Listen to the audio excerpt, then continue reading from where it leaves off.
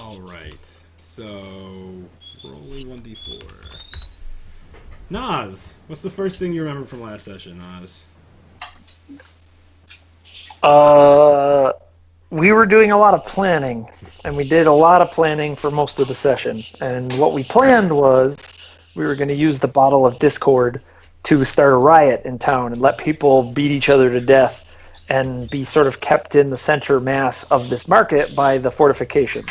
And the idea was that we would somehow pin it on our boy, the sorcerer, the wizard, Phaedrith Zane.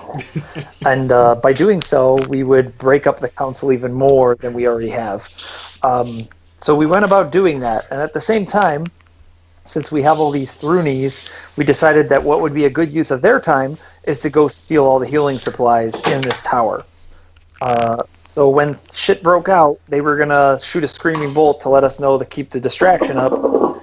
And that's basically what happened, and everything sort of went off without a hitch. Zane was sort of out on the edge and pissy, and Nero went out and said, like, dude, you've got enough illusion, let's go schmooze it around, man. So we went and schmoozed it around, and then everything went crazy. Even a Hound Archon lost his shit and chopped at some poor human being. And then that went out pretty much without a hitch. Nero stayed in there and let himself get messed up on purpose so that it looks like he's not to be pinned on. And he messed with the Hound Archon a little bit, guessing at his name and coming a little too close for the Hound Archon's comfort. But Nero not being evil, he didn't arouse too much suspicion. And then Linton and your boy Voers bonded, and he confided in him that, like, hey, I was into the drug game, but, now the drug game done dried up, so I'm not into that. And he's like, well, let's get that drug game going again. He's like, I'm listening. And also I know a girl from the Thrune camp. So he's sort of an influence broker. So we do that. The tower goes off without a hitch, and Umberto Zub and Zara did some straight thugging and wiped out the whole bunch and took everybody out. Michael, do you know anything about that? What do you remember about your Umberto's 50th? Whatever. Umberto's 50th. What do you remember about your fight at the Sword Tower? What happened there? I don't. Good answer. I remember Bob El-Zub rolling a lot of ones, and the rest of his party cleaning up shop. Yeah. All his minions were doing very well for most of the fight. Yeah, that's what I remember too. But then you went to the top and you smashed the top of the sword tower because they had those big giant swords with the continual flames. I remember. Yeah. I was on a mission to go smash the other ones, if I recall. Oh, you were? I don't recall that. I do not. I wanted to, but nobody else wanted to. Yeah, everybody else got the hell out of there really quickly. All right, and then Jeff, what did you do? What was Iwan doing during all this shenanigans? Sit. During the chaos at the market. Oh, well, she was the one who kind of started it. Yeah. She laid the bottle in. She teleported the hell out of there. Made sure shit was going down, and then once she was sure it was, made her way over to Zane's residence and did a whole bunch of scouting. That motherfucker's squatting. Yeah. She mostly left stuff alone in his house. She tried to make it look like nothing was disturbed, but she found a back corner, an area where it doesn't seem like there was a lot of activity, and planted the top to the urn and one of the books that he was reading with some words that she highlighted to try to make it look like he was potentially starting to get corrupted and getting into devil worship type stuff. That was mostly her contribution. Yeah. That was pretty much all I remembered from the session. And the skin. What about the skin? And the shred of skin. Oh, yeah. Oh, you placed The some of that monk's there too? skin. Yeah, some of the monk's skin. Yeah, okay. That's what I remember. Alright. Yeah. That is what I had. Yeah, that's everything I have written down. So, we're going to pick up pretty much after that. A lot of those things happened in parallel, so it's a little confusing. But we're going to pick up at the, what is it? At the, what's it called? The market. So, I'm going to take, So Is Vor still at lunch then? Yeah, you're still at lunch, so I'm gonna take all. Of Alright. I'm gonna take all the PCs, and we're gonna do this in little bits and pieces because chaos is erupting, and presumably. Wait, do you went to lunch after the chaos started? No, was like before. Boris was like, I need an alibi. I'm getting the fuck out of here. Understood. Okay. All right. Yes. All this chaos, I'm hungry. All right. Let me find Othe Markets. All right. I'm just gonna. No, Boris was just keeping Linton out of the fray. Yes. Correct. All right. So I've dumped you back on this map. And Iwen, you're off at the manor right now. That's a little far away, and you did spend some time there, so you're gone for at least minutes. Yep. And Vors is at lunch, but Nero, you were down here, and you were basically talking to to Zane and to the Hound Archon, and a patrol had come in. And once people started shouting, like another patrol came in, and the Hound Archon basically related what had happened, including the fact that he had swung on somebody and that he was deeply sorry for it. But so the Hound Archon reports all that, and a couple minutes later, you see like 2 more patrols come in, like flanking from different angles, including Oppian leading one of the patrols. And he comes in, he's shouting from the front of the line, "What is all this? What's happened? What's happened here?" But things have been quiet for many minutes by the time he's shown up, because it only lasted 30 seconds, the melee, before people calmed down. So, you have anything to say, Vors? Oh, sorry, Nero. Nero sort of nods to Oppian, and if he's addressing him directly, he'll talk to him, but he's sort of tending to somebody, like binding up a head wound or something like that. Okay. Yeah, so Oppian kind of walks past you, and he's mostly interested in hearing what the Hound Archon has to say and his other guards. But, he is traveling with the patrol through the thing, and like I said, 2 more patrols have come in. Like, as he has described to you the day before, he kind of reinforced them. He made them thicker but fewer. Like, there's fewer of them out there, but there's more people in them now. And they did this major show of force, assuming there was some sort of raid here on the market, but there's nothing there to be seen. And all the while you're talking, you notice one of the sword towers begins to collapse too. Like the sword of the sword tower is going on while this is all happening. And Oppian kind of looks over his shoulder and sees it and just shouts, "Damn!" And he begins to run off. You want to stop him, or are you just going to let him go away? Wait, what's going on? He looks very, very flustered, and he's confused. He's looking over, and he's shouting orders to men as you're shouting to him.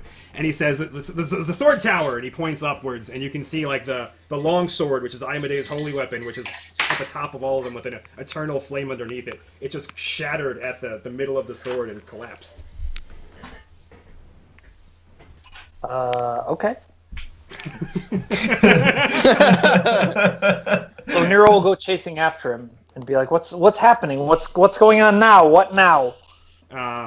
So you see him. He's very, very disturbed. He's looking around and shouting orders and just say, "You, come with me." And he doesn't seem to mind at all that you're following, like in lockstep with him at this point. And he says, "The sword tower. I don't understand. Why that one?" And he's looking around at the other 3 that don't seem to be raising any alarm. How did they? And he's really flustered. He's like, we got to go catch them. We got to go as fast as we can. Oh, all right. Let's go see what we can find. All right. So he goes charging off. And while that's happening, let's say a couple more minutes passed, and Chris, so you heard there was some sort of commotion going on in the market. You and Linton hanging out on your lunch. Would you care to do anything about that? What would you do? You and Linton are sitting down to a meal, and you hear lots of shouting happening in the marketplace. Boris just keeps eating. Linton. How does I mean Boris would just like watch Linton and see how he reacts to. He's also fairly calm about it. He doesn't know exactly what's going on, but you see him he looks out one of the windows and he just says, "Curious. Do you know anything about that?"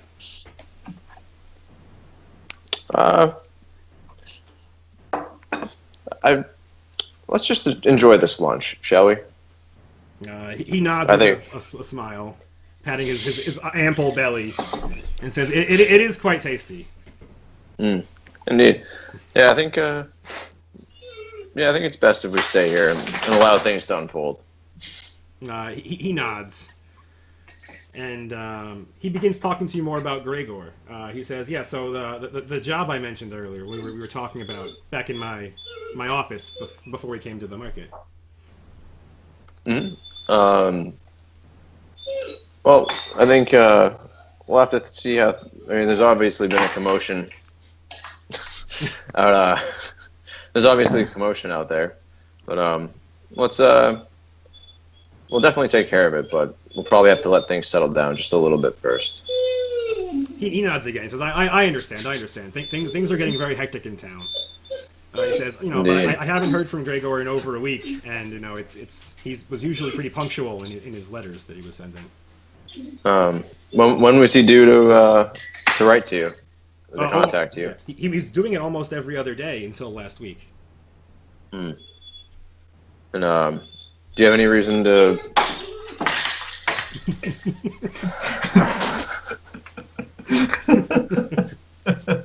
I just feel like spoons falling. Like, what's going on? We hang bells by the door that he can ring when he needs to go out. I just fed him. He may need to take a shit, but at the same time he's been jumping over the fence. So because he's a very agile little pup. We did get a sporting breed. So can you tell me more about the group that he was with? Sure. He admits that he doesn't know much, just that it was some of the more loyal Thrune guards who managed to escape capture during the Glorious Reclamation seizure of the town.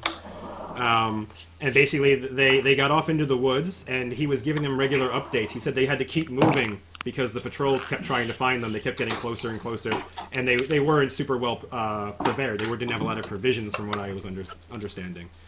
But then, like I said, a week ago, they stopped.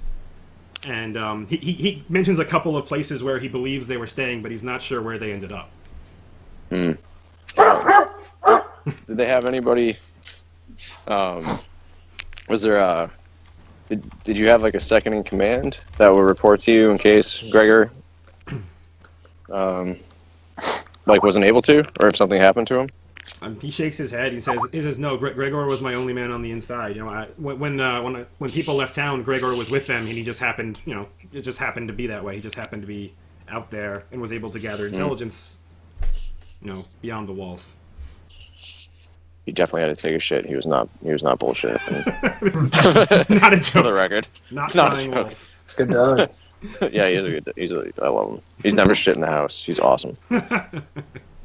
All right. Well, do you think there's how was he getting the letters back to you? Like, was he sending a pigeon? Like did he have a runner? That's a great question.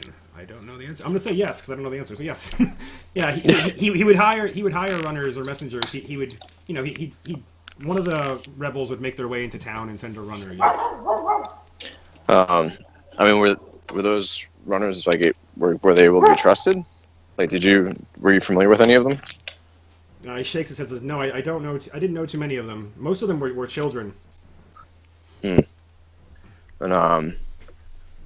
well, we haven't heard anything from.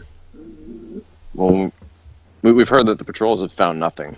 Do you think they wandered far enough away from this town that they could have been intercepted by a patrol from another town? He shakes his head and says that seems doubtful, especially because most of the other towns aren't Glorious Reclamation aligned. And from what Gregor was telling me, like, they were staying locally because they expected the Narcopolis loyalists, the Narcopolis family to show back up in town. They expected this revolution to be over shortly. This is curious indeed. All right. Well, yeah. Let's. Did they have any items with them that, if they were to fall into the wrong hands, we should be aware of?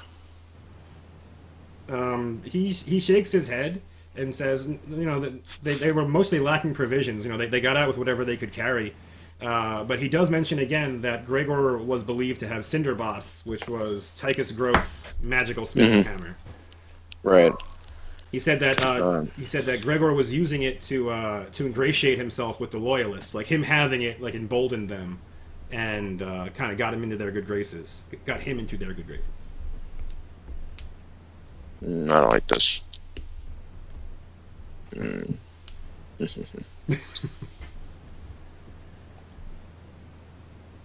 Linton, how do you know Gregor can be trusted?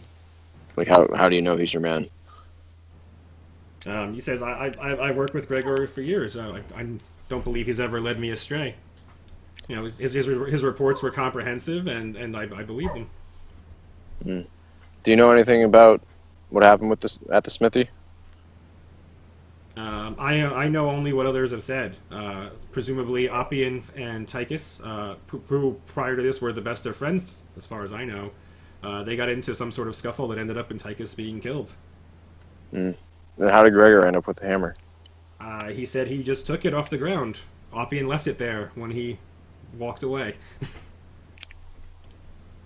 This is curious indeed. How many men did they have with them? A dozen, maybe 18. And you said that they were more loyal to the Thrune house than he, and that he was using the hammer to ingratiate himself with them. He knows basically, they were staunch loyalists, all of them. Definitely would have been taken to the Hardship's Hearth if they were still in town.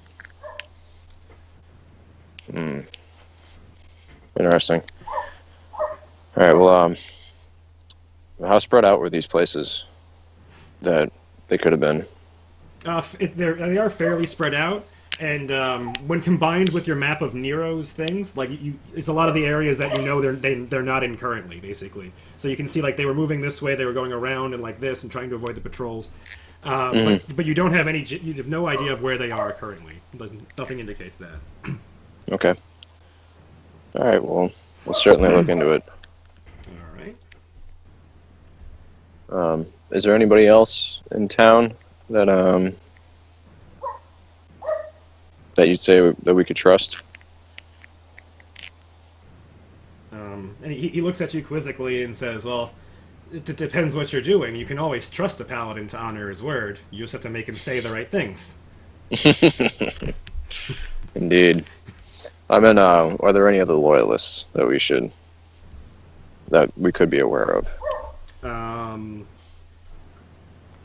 He says that he wants to. First, he says, "Let me clarify that loyalists. I don't like terms like that for people such as myself. I'm a businessman." Indeed, sir. I understand. Yeah, and he says that I have several agents in town that could be willing to help in any such undertakings. But in terms of loyalists around town, there aren't too many that are free. The citizens kind of turned on each other almost immediately when the Glorious Reclamation took over, and loyalists were kind of like witches. They were just kind of thrown into the wind. All right. Well, when the time comes, what can we count on your men to be able to handle for us? He gets a we little. can RP. He gets a little quiet about it, but he says, well, mostly information gathering, message passing, subterfuge mostly, cloak and dagger. We're not meant to fight. No, it's so much better to use soft power. he smirks and nods. That being said, and sometimes it's a little fun to get rough. But, all right. Do you have anyone close to Zane or Oppian? He shakes his head, says, no one close to those two. The knights are pretty exclusive. Like it's very hard to get in with them, especially inside Valor's Fastness. I know very little of the goings-ons inside there. The big fortress on a hill in town. And it says Zane. He tells you again, like, oh, he stays at the manor, and I believe he stays there alone. I could probably have someone sneak in if you need help with that. No. I think we'll be okay on that front. I just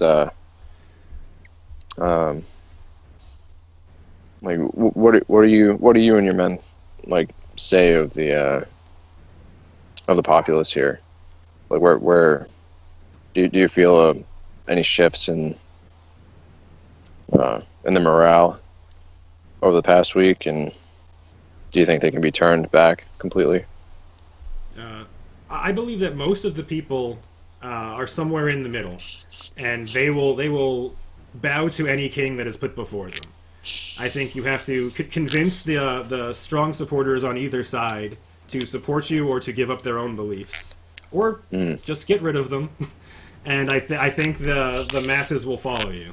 The masses will follow whoever comes out on top. All right. Well, all right. Well, if things settle down, we'll look into Gregor this evening. If not, tomorrow night at the latest. He nods again. He's very appreciative. He says, "Thank you so much. Thank you so much. I'm very interested to know what's happened to him. And if you do this for me, we can perhaps we can do business." Oh, of course, yes. I've already set up a small enterprise in Longacre. I was hoping to open a franchise here in Cantaria. He smirks and says, while you take care of Gregor for me, or while you go looking for Gregor for me, I'll look into the sample of Zerk you provided, and see if I can reproduce its chemical structure. Well, that was just a sample of what I had on me. I only carry that for tense encounters, or we might need an edge. I find the general population does much better on opioids. Fair enough.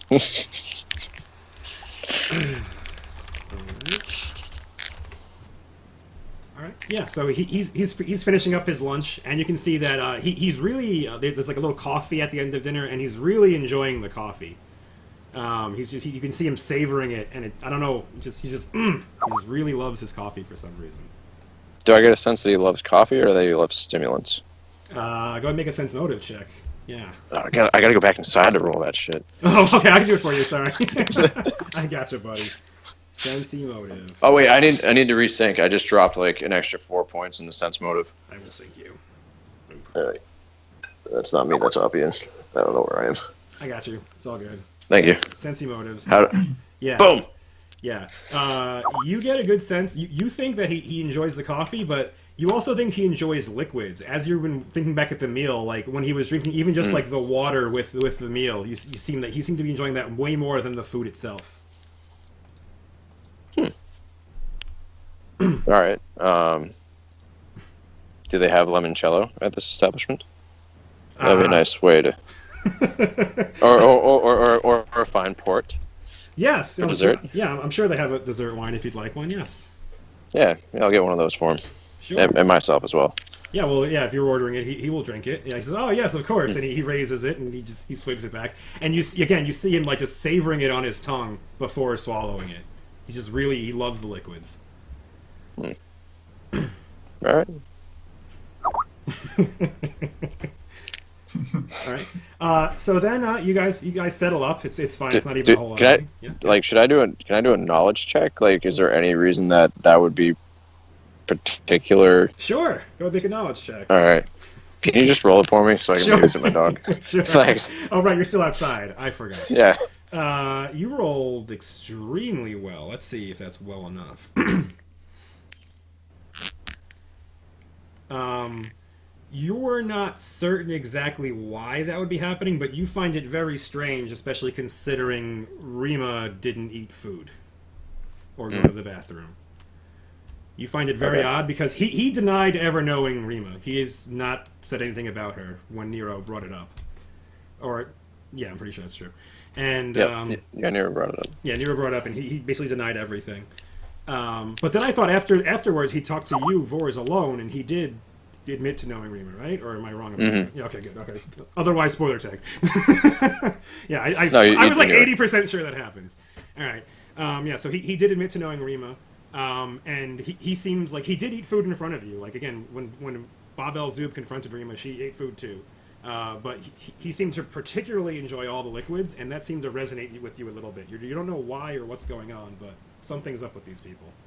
All right. If I forget to mention it later, Vors won't forget to mention it to Nero and ask him about it. Okay. Fair enough.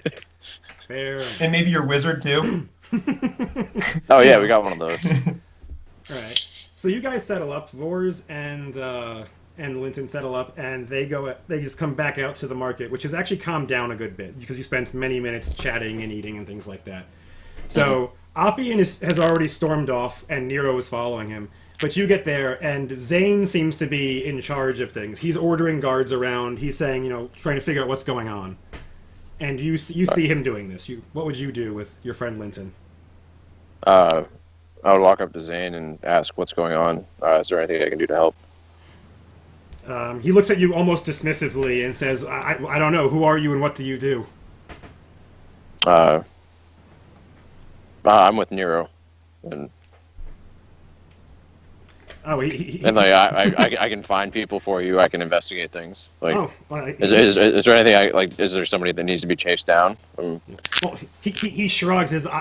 We don't know what happened. If you're good at figuring things out, if you're good at investigating, help us figure out what happened here. There was a melee erupted. No one knows why. And he shakes his head like I wasn't affected, but people all around me were, including the Hound Archon. And he gestures over there to the Hound Archon, who actually looks down like a sad dog because he hacked the commoner. Good. He should be looking down because he would see Vors as evil, and that is very convenient. Good call. Yeah. So the Hound Archon's actually on the other side of the thing, and he did look down sadly when Zane called him out because he said it very loudly. Bad dog. All right, so yeah, Vors would be walking around like cognizant of, or like just always keeping an eye of on the Hound Archon, making sure that he like stays like out of his like direct sight. Yep. All the while, like just like looking through things, and then eventually goading Linton to come along with him to look around the market, and he tries to basically lead Linton to find the urn if he can. Okay, yeah, that's definitely doable. Are you letting Linton in on the plan at all? Are you subtly nudging him and say, "Hey, come here," or are you just having him blindly find it? I have more having him blindly find it. Like I would basically just be like, "Hey, Linton, can you go check in that barrel or crate?" Or I can't remember exactly what it was like put in. I believe it was a barrel. I believe it was this barrel. Yeah. Yeah. Yeah. So you're talking to Zane, and you basically, okay, yeah, I'll go look around for you. I'm with Nero. I'll go look around. And after a while, you go and you grab Linton, and you bring him over here. This isn't Linton's area. This is another merchant's area, and this merchant is actually packing up all his stuff. After the melee, Appian tried to calm people down a bit, and said, "Zane's in charge. Don't worry, the threat is over. Zane's in charge here. He'll see to this." But a lot of the merchants are packing up their shit and getting out of here. Basically, this town is fucked up. We gotta get the hell out of here.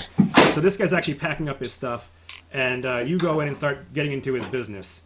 So one of the bodyguards walks up to you and says, "What is your business here?" I told Zane that I'd look around and like try to find anything unusual. Hey, Linton, can you go look in that barrel? Like, is there? So Linton carries some weight because Linton is a town council member. So yeah, that does help immensely. So the bodyguard he doesn't look happy, but he actually turns around and looks back at his merchant, and the merchant nods, saying, "This is fine." And Linton does, and Linton produces an urn, an uncapped urn with the scene of a torturous melee around it. And he says, "What is this?" And he asks the merchant, and the merchant says, "I've never seen that before in my life." And they go back and forth a little bit as Zane catches wind of what's going on. The shouting the voices are getting a bit louder. And Zane walks over and says, "What is the meaning of this?" And what's his name? Vors just kind of like I don't know, takes a step back into the stall and like leans, or just like he just stands there basically at ease, he looks interested and confused, but he like is not going to address anyone unless he's directly addressed. Okay. Right. We don't have to roleplay this out then, but yeah, but they go back and forth for a while, and Linton is just saying, like, I found this over here in this barrel, and the merchant says, again, I've never seen that before in my life, I have no idea how that got there. And they go back and forth for a while, but eventually Zane coalesces around believing the merchant, that maybe the merchant hadn't seen this. He starts to believe the merchant.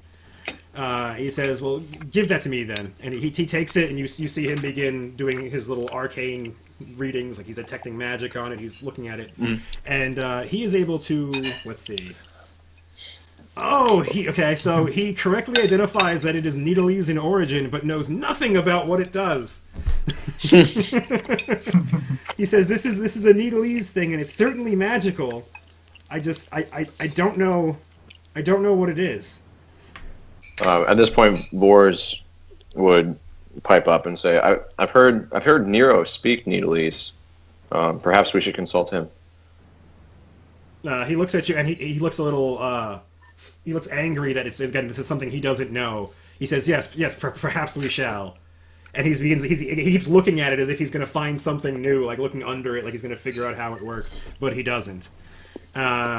And he says, "And you're sure you've never seen this before?" And the merchant, again, he's eyes wide, like, doesn't want to be in trouble. Like, I've never even traded with the Needlese. And he says, uh-huh. And Zane says, then you won't mind if I take it, then? And the merchant, fine, go ahead.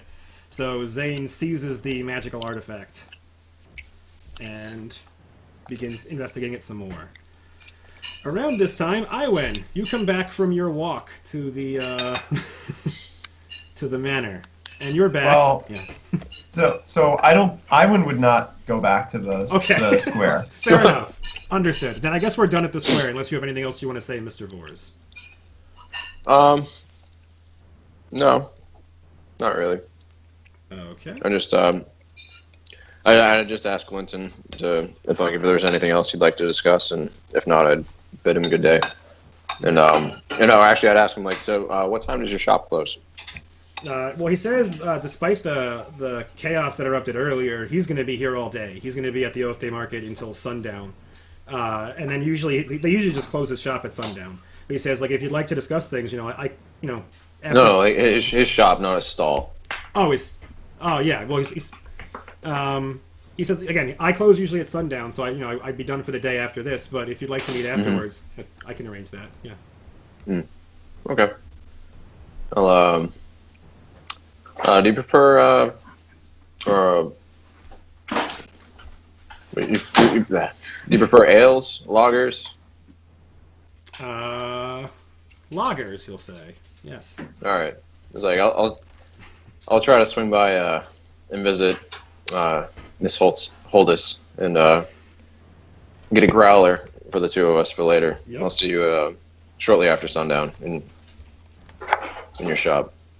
He's very happy to hear that. He says, yes, exquisite. And he sets a time, 7 or 8 or whatever it is, and it's fine. Okay. Yeah. And I'll suck you guys back to the little Uskwood map. So, Nero, did you want to do anything else with Appian running down there?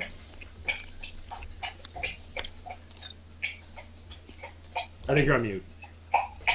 Totally on mute. He's totally on mute. I don't even think he can hear us. It's not even like spacebar mute. It's like...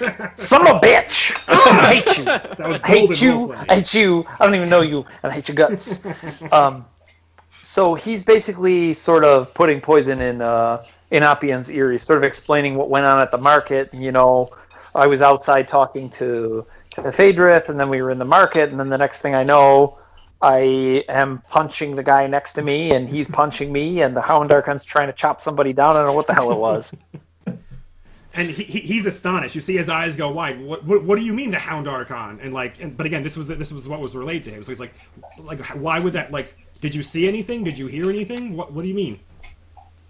I didn't see anything. I didn't hear anything. There was nothing to be seen. No phantasm or something like that. Just all of a sudden, everyone started fighting each other. And he says, did you sense any magic? Was there any foul magic at work? I didn't see. I can only imagine that that's what it was, but I didn't see anything or hear anything. No one was casting, or if they were doing it so discreetly that I didn't catch it. But it was a busy market. I mean, I suppose it's possible. He shakes his head. He says, I don't even know anymore.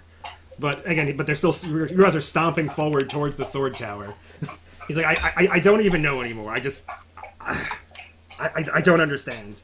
And you can tell that he's very visibly distraught with the situation and how it's been unfolding for him. And then soon enough, you guys arrive at the sword tower, and they're already gone. The Loyalists and Bab el-Zub and the Zara Orsolani, they basically raided it, killed the 3 or 4 guards, took all the healing potions and scrolls, and got out. So Appian is just, he's livid. You see him get to the door, and it's been bashed in, like, brutally by the raiders. And there's just corpses on the first floor, and then there's a couple halfling slingers dead at the top. And he's just livid, like, how can this happen? How could this happen? How could they know? I mean, who knew? He shakes his head and he starts listing off all the people who would know, including Zane, several of his top officers. Most of the 6 sword knights in town would know where they were keeping these things. But also, like, there were some militia volunteers. They might not have known if it was valuable, but they knew something was kept there. And of course, they told you yesterday. He says, pausing for a moment.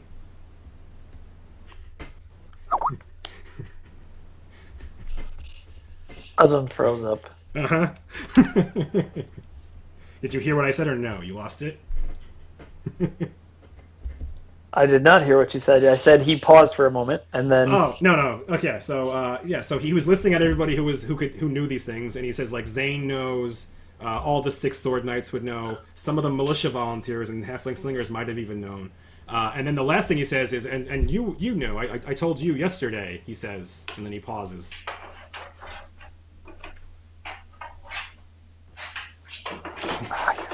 Shit me! Are you trying to get out of this? No. I can't make a faux pas if I'm not there, right? It's exactly.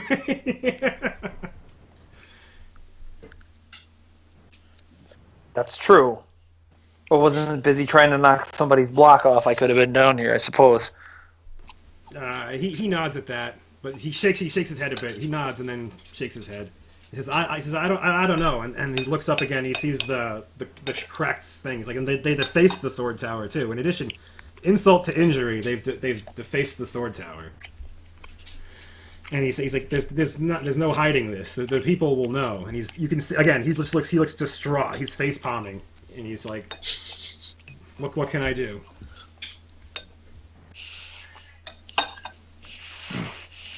Well, I mean, if we get to the bottom of this, couldn't we just repair it with magic? It's fairly large. I don't know if Make Whole would do it. Yeah, so he says probably. It'll take time, but it's already been seen. Did you hear the shriek? Like he mentions the screaming bolt or whatever. Like, was that meant to draw attention to the tower, or like who knows? Like, who knows how many people have already seen this and what people will be saying tomorrow. And you see him just, like, unraveling things in his mind, and he's like, oh, this is the worst. Get a hold of yourself. It doesn't matter what the people think. It matters that we keep order, law and order. Get a hold of yourself. Don't let them see you like this. Make a diplomacy check, buddy. Nero is the law and order canon. It's true. It's true. Yeah. So you do successfully calm him down a bit. You can tell he's like, thank you, Nero. I don't know who to trust these days anymore. We'll get to the bottom of this. There's, one of my partners is a good tracker. The other one's skilled with magic. We'll figure something out. I'm actually not good at tracking. Shut up, you hurt my shtick. Yeah, so Appian nods and he says, yes, let's it's time to get to work. Things must be done. Things must be dealt with. Let's get to doing it. And he begins ordering his people around and begins securing the tower and setting everything up to do with whatever he has to do. But you can tell he definitely is still, like, depressed and dejected about things. But he's trying not to let the men see him like that because you've bolstered him up a bit. All right. So that's all that. And Michael Mosky, you've done nothing for a long time. How you doing, buddy? Oh, I'm about as busy as a beehive in winter, eh? Eh? He's getting super Canadian all of the sudden. So you return back from your raid of the Sword Tower, and you have got, you got a lot of healing potions and things like that, and your soldiers are all in, like, very happy moods. They think this has been a very successful raid, even though they're all still very visibly fatigued, and some of them you see holding up their swords and shields, they actually kind of like they're drooping them a little bit, but they're all ecstatic that they took a stab at Iomedae in the Glorious Reclamation, and that you destroyed one of the sword towers. They're really pumped about that. So on the way home, like to the camp or whatever, they're singing like battle songs and things like that. How would you react to that? Oh, I'm super stoked about this because my army is the best army. Yeah, your army is the best army. Yeah. So I'm singing with them, and I'm bolstering their spirits. Okay. Do you want to make a perform or a diplomacy or an intimidate? Are you going to intimidate them into? No. Everything's going great. We're having a good time. Yeah. You don't make any rolls. You just want to have fun. I mean, I don't want to roll poorly in the night. You can always take a 10, and what that means is if you're not at risk of failing badly, like if failure doesn't hurt is what I meant to say, and you have a lot of time, you can just take a 10 and then you add whatever your bonus is, and it's like you did an average result. If you don't want to risk failing, but you also won't succeed exceptionally, which is half the fun of the game. Yeah. All right. Fine. I'll are there any like townsfolk next to us or anything? No. Oh. You're walking through the forest. Well, I guess when you're leaving town, you could do something if you like. Some townsfolk probably see you leaving town. No. You know what we'll do when we get to Zara's goons. I'll intimidate them. Yeah, you're gonna intimidate Zara's goons. Okay, go ahead. Yeah. I'll be like, don't you guys want to come over here? We're so much better than you. And that is a successful intimidation on all of them. But Zara is also fairly intimidating. She's not as intimidating as you though. Yeah, so you've actually converted 2 of her goons. So they are not going to be strong goons anymore. Or sorry, they're not going to be horse goons. They're going to be strong goons. You've converted 2 of her away. So like basically, as they're doing all their little speeches and stuff, you're roaring and you're shouting about the might of Thrune and stuff like that, and just being generally intimidating. And 2 of them defect to join your team. Nice. Did she really roll a 1? She did roll a 1. Is that like a fumble? Do I get an extra one because of that? Or? No. She's fine. You don't fumble skill checks. You fumble saves and attacks. Alright, so yeah, so you've converted 2 more of them. And I order one of my new men to go brush Scarta. but Scarta's back in the Yeah, you're not actually at the Little Uskwood, despite where you are on the map. You're in the forests. God damn it. Yeah, you guys are at a camp in the forests. If Voris were there, he would appreciate the gesture. Alright, so Bob, Elzub, you get back to camp, and everybody begins to settle in, and they realize there's no food being prepared, and Rima is missing.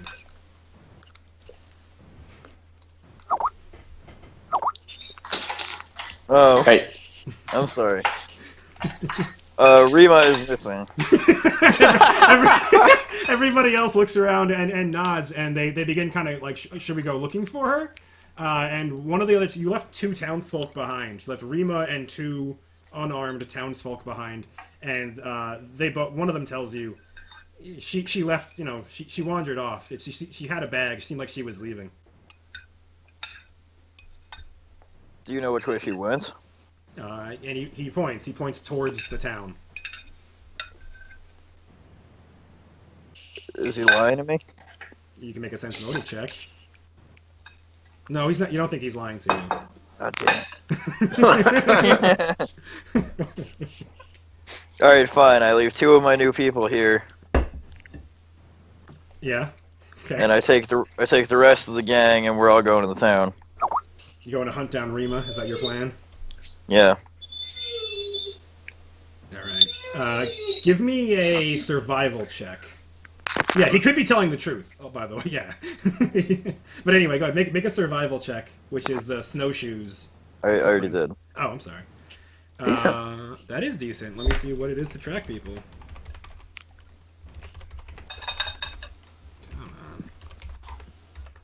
Uh-uh. That might be enough. Let's see. Track it. Yeah. Nope, nope, nope. The ground is soft ground. Yep, yep. Yeah, yeah, that's enough. So, yeah, so you actually do find some footprints, and they begin leading out of the place. And you're gonna follow them. Yeah. Yeah. All right. So you begin to follow them, and you notice the footprints change shape and become much longer after a while, like after a mile or so. God damn it, we got a Bigfoot. It's a lichen.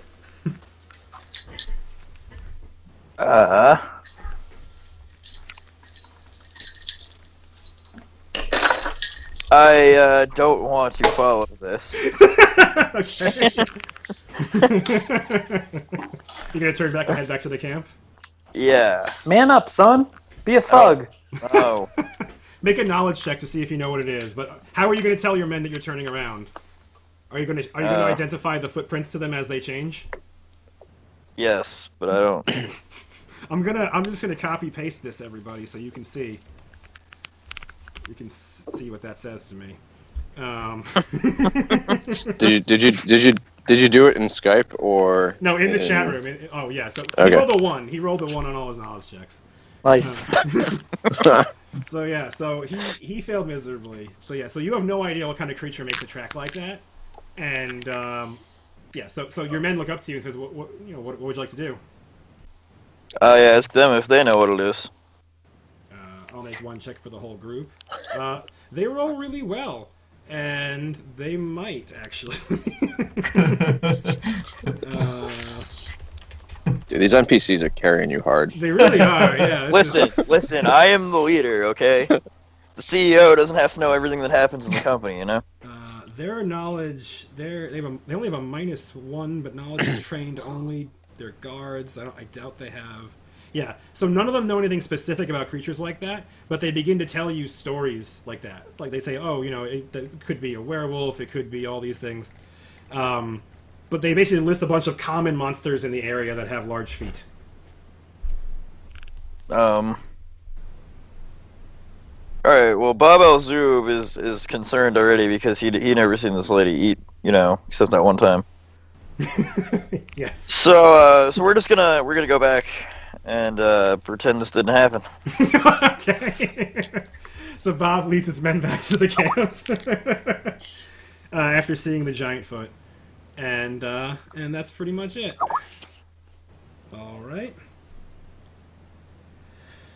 So that was the market and some of the time after the market. So what would you guys like to do with the rest of the night? So the Othe market happened. You guys had all those conversations with all those great NPCs. And I guess the rest of you have met up back at the Little Uskwood, presumably?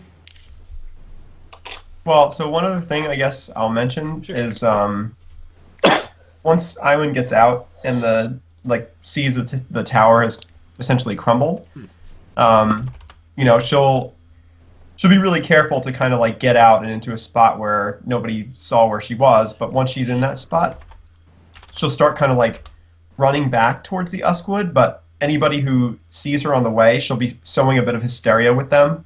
Oh my god, this is just how it happened in Longacre. They're gonna come for us. We're all, basically just we're all gonna get it. Trying to get these people all up in arms and hysterical about how bad things are going. Sure. So what would you call that? Would you call that a performance, or would you call that a bluff? Because it doesn't seem like diplomacy so much. Or is it? Yeah. So is it a performance, or is it a bluff? I don't know. You tell me. I would let you use either. Whatever you think you're better at. Because I would say if you were a bard, I'd let you do either. So. Let me see. I think probably bluff. I don't think I put any points in performance, but I may have put some in bluff. Okay. Then go ahead and make a bluff. See, yeah, I have some points in bluff, so I'll give that a shot. You get a little bonus because you are peppering truths in, this is what happened in Longacre. This, yeah, I'll leave out the detail that it was us. Exactly. Yeah. So yeah, you don't do a great job, but there are already enough people who are freaking out about things. Like I said, some people were just packing up at the Othe market; they didn't even want to be there.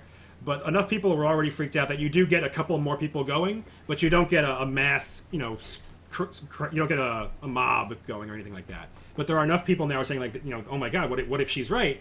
They destroyed the sword tower. They could strike anywhere. They disrupted the market.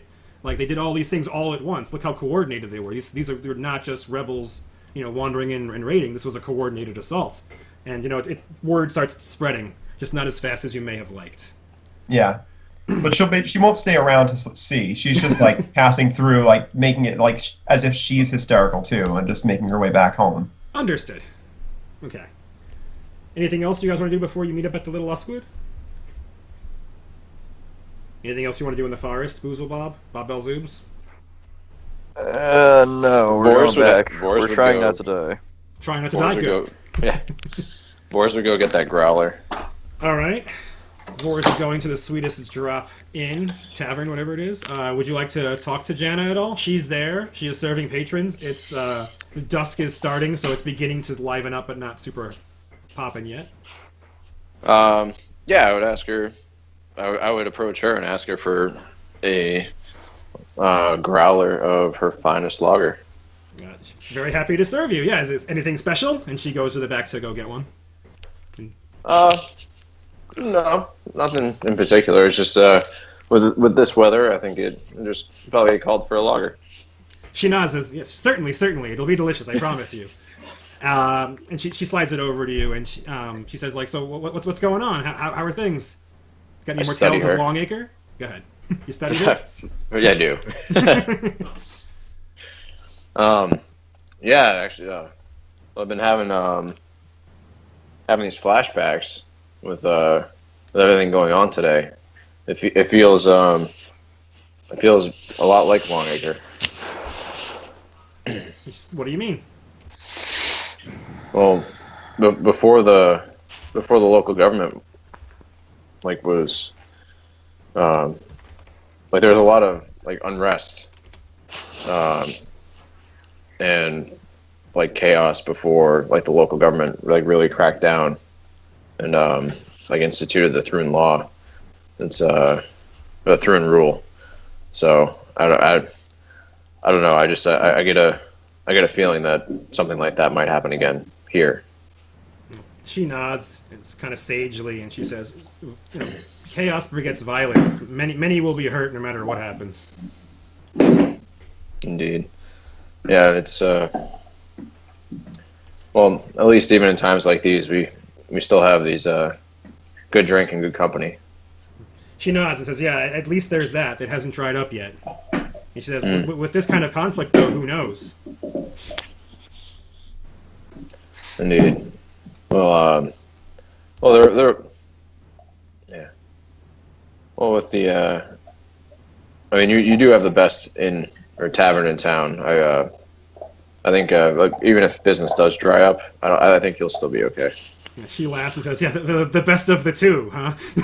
Yeah. And she laughs and she says, there's been a lot of immigrants to town recently, though. Who knows? I expect business to get better, again, as long as nothing dries up. Okay. So I would just ask her, so what do you make of all this? She shakes her head and she says, I deplore violence. I don't like any of this. I wish we could all just get along. Yeah. Did you hear anything about the what happened in the market or down at the sword tower? I missed pretty much all of it. I was at lunch with Linton. And she says, I've only heard rumors. I saw the sword tower myself after it fell, but I've only heard rumors. I was here the whole time. And she says, she basically just retells you the same sort of things you would have been hearing around town. Like, oh, there was some sort of chaos, no one knows what happened. But best friends were swinging at each other at the market, and even the Hound Archon got involved, and all the, that's the biggest rave in town. Like, even the Hound Archon! Like... That's curious indeed. Well, Jana, thank you for the lager. I gotta get going. She nods. She says, "Come back anytime." Thank you. All right. So she's gone. Can I roll a diplomacy or something to Just see how well See you how I schmoozed do her? it. Yeah, go ahead. Yeah. Go ahead, All right. yeah. See how well you schmoozed her. And you get your +2 on this. Yeah, you did a very good job. Ooh. Yeah. So, yeah, she's very much anytime you want to come back, yeah. But yeah, you did well. You dug yourself out of a hole you were in a couple sessions ago. Yeah. Right. All right. So yeah. So you leave, and you wanted to go talk to Linton about something in particular, or No, I'd go and try to find like Nero,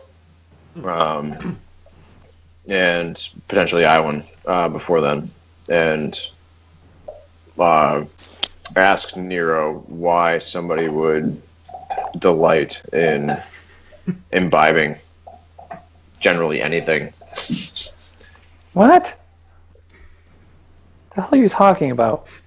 Dude, like, it's weird. Like, he gets like an O face when he is drinking something. Like, it's freaky, man. Like, yeah, like that one. Like, it's pretty much like that.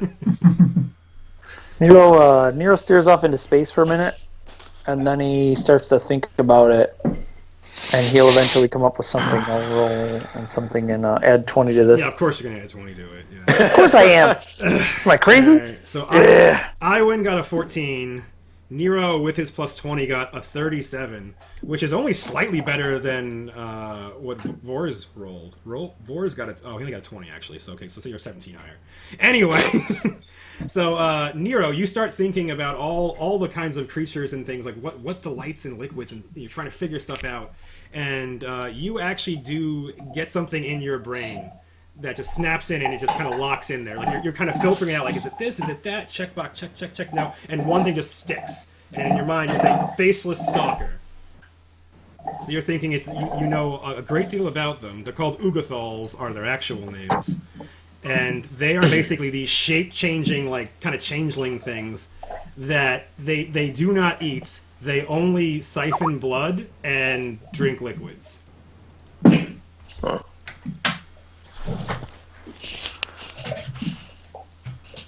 Interesting. What the hell would they be doing here? Do they have like their own society and stuff? Do they would they be somebody working for Thrune? What would they have motivations? From what you know about them, they're mostly disorganized. They're horrible monsters that like capture people, drain them of all their blood, and then leave their bodies places. And usually they travel in small packs and just ravage places and leave. Okay.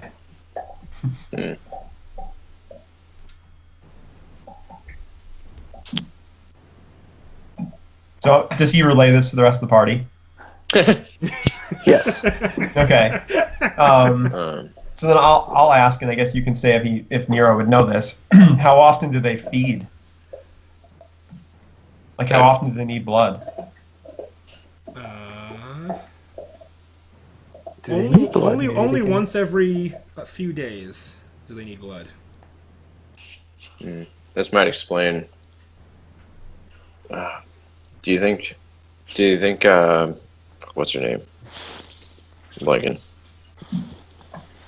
The girl in the woods that just ran away. Rima. Rima, yeah. Do you think she was letting their blood? Do you think that's why they were? They didn't. Why I they think were it'd be visible if they. I think it'd be visible, and I don't think it'd be so many of them. Nero is correct. Nero does believe that they have like basically like suction cups, and that there would be visible wounds if they were drinking the blood of people.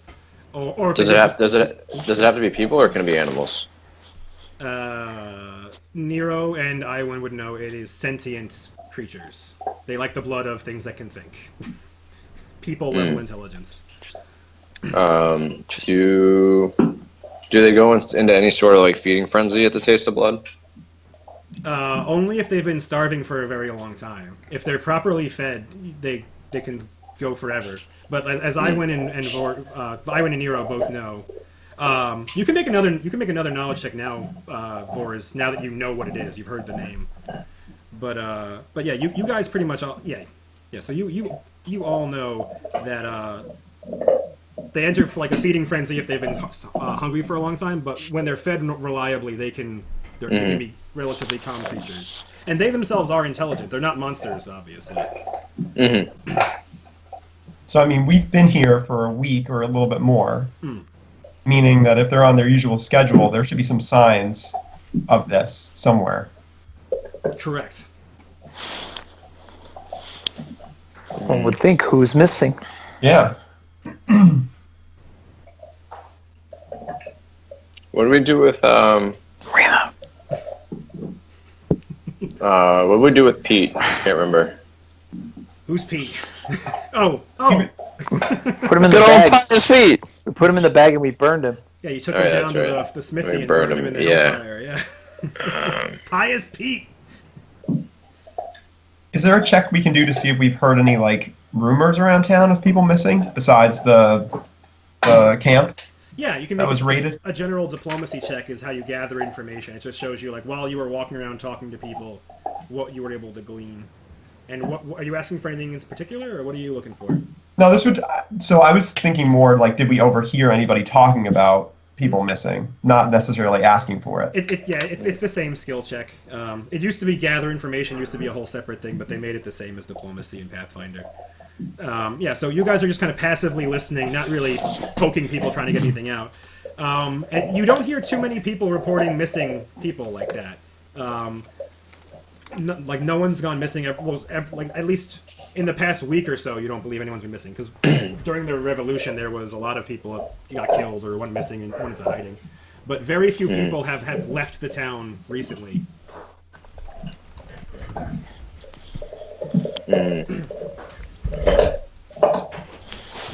Interesting. Very interesting.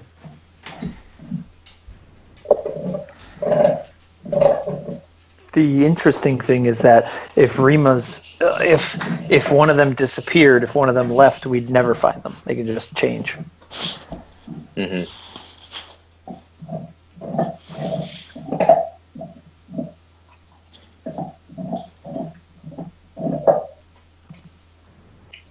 Yeah, so we'd have to. I guess. Yeah, we'd have to be cognizant of new people coming in too.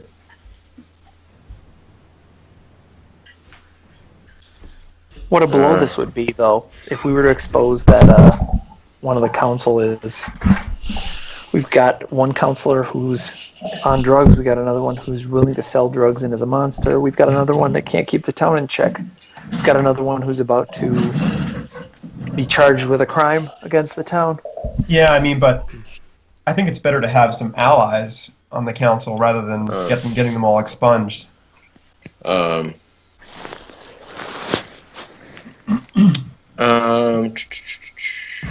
you said they usually ravage like the town and then just move on.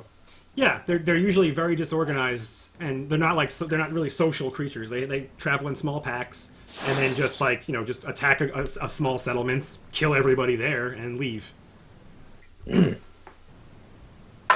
is a little different. Linton's been here a while, hasn't he? Yeah. Got a business established in town. Mm-hmm. Yeah, but is he the original Linton? How long? This is a good point. How long have they been preying in this town? You don't know. What happens if they taste blood and they're not expecting it? But they just I don't believe there's anything about that. I'll take a look, but I don't believe they're like that. I don't think they go crazy when they taste blood.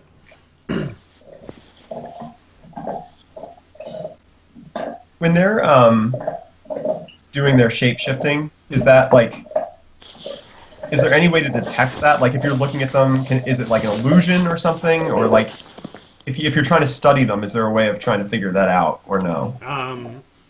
Nero would know well enough. None of else, the other ones wouldn't, but Nero knows well enough that when an Ugathal or a Faceless Stalker does it, they are physically changing their bodies. It's not an illusion. They're not pretending. It actually takes them 10 minutes. Like they go into a weird state and they shed their old skin and come back out as a new thing. So it takes a very long time to actually do it. So they can't do it on the fly in front of you. And when they do it, their body actually is that. Yeah, we don't know if this is the original Linton. Well, we know the original Linton is an alchemist, right? Yes, presumably. So, I mean, it would be a hell of a coincidence if this guy also could perform alchemy at the level of somebody like Linton. That's true. Or maybe Linton's in the alchemy shop. Yep. No, yeah. No, actually, I was thinking too. Like, he could be like in the basement, and the Ugathal could be forcing him just to mix whatever to keep up the front. Well, We should try. We should try to get him to. Nero, do you know of anything that can be mixed right in short order and like doesn't necessarily need to sit for a while? Basically, What do you mean? To poison him? No. To like, I would like to ask him to make something in front of us. So we need to like buy a potion. Any potion is about an hour. I mean, you'd have to just find something that's not really common. I mean, obviously a healing potion or something like that is going to be pretty common. Mm-hmm.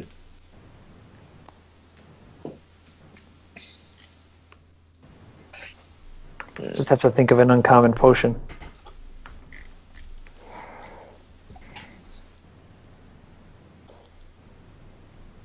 But let's stay on task. Let's get the rebels hidden. Well, I told Linton that I need to go, or that I was going to come meet with him, and that we were going to help him find Gregor. So we should. Do we want to confront him yet, or let this play out? I mean, another alternative is: are you meeting him in his shop, or could you meet him outside his shop and have somebody snoop around in his shop?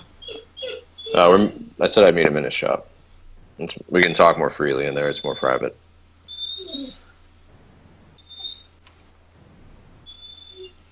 Yeah. So why don't you start in the shop and then leave the shop?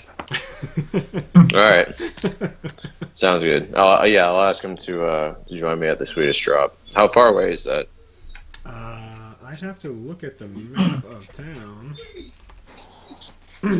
And I don't remember what anything is anymore. But 11 is the Swedish Drop Tavern, I'm pretty sure. And Healthy Heart Alchemicals is one of those numbers. It's not 6, it's not 5. Maybe it's 3, I don't know. So it's a small town is the answer. It's not too far away. Yeah. Okay. So drink through what you've got and then head over to the Swedish Drop. Sounds good. All right. So you do that. Here, give me that. Give me that. What? And Nero basically pours out half the growler into mugs at the little Eskwood, and he says, "You got started already, and now this will get you out of the shop faster." And growler's not that big. Okay. You just stole half your beer, man. I know. It's weak. Now he doesn't have any walking beer. Yeah. Those are called road beers in the biz. That's that was rude, man. I mean, like he's plenty thirsty. He's gonna drink it up. I would feel that it would insult him if I showed up with a half full growler. Fine, pour it back. All right, so Boris pours it back in, trying not to generate too much head. You should roll something for that. Yeah, you should roll d20 just to see how much head you put on That's the beer. that's like a dexterity roll. What are you doing here? D20. Yeah, under generic, you can just hit a d20. Where you can make a slight. Ooh, yeah. boom. Oh, perfect. Look at that pour. Almost no Look at head. that pour. Yeah, fantastic. And so you head off, and you're going to Linton's. Is anybody going with you, or? I think I would plant myself in the tavern and wait for them to come back. Okay. Yes. All right. Yeah, so we go over there. I try to listen to stuff while I also Kind of to get attacked. yeah, I also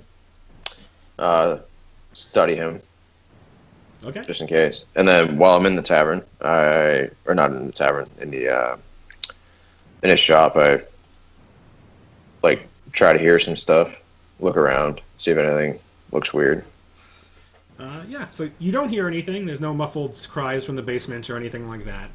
But yeah, and you don't see anything out of order. Just like last time, you do see all the materials for drugs and poisons. You're putting your eyes to your boom, boom, boom, boom. You understand that all those things are there.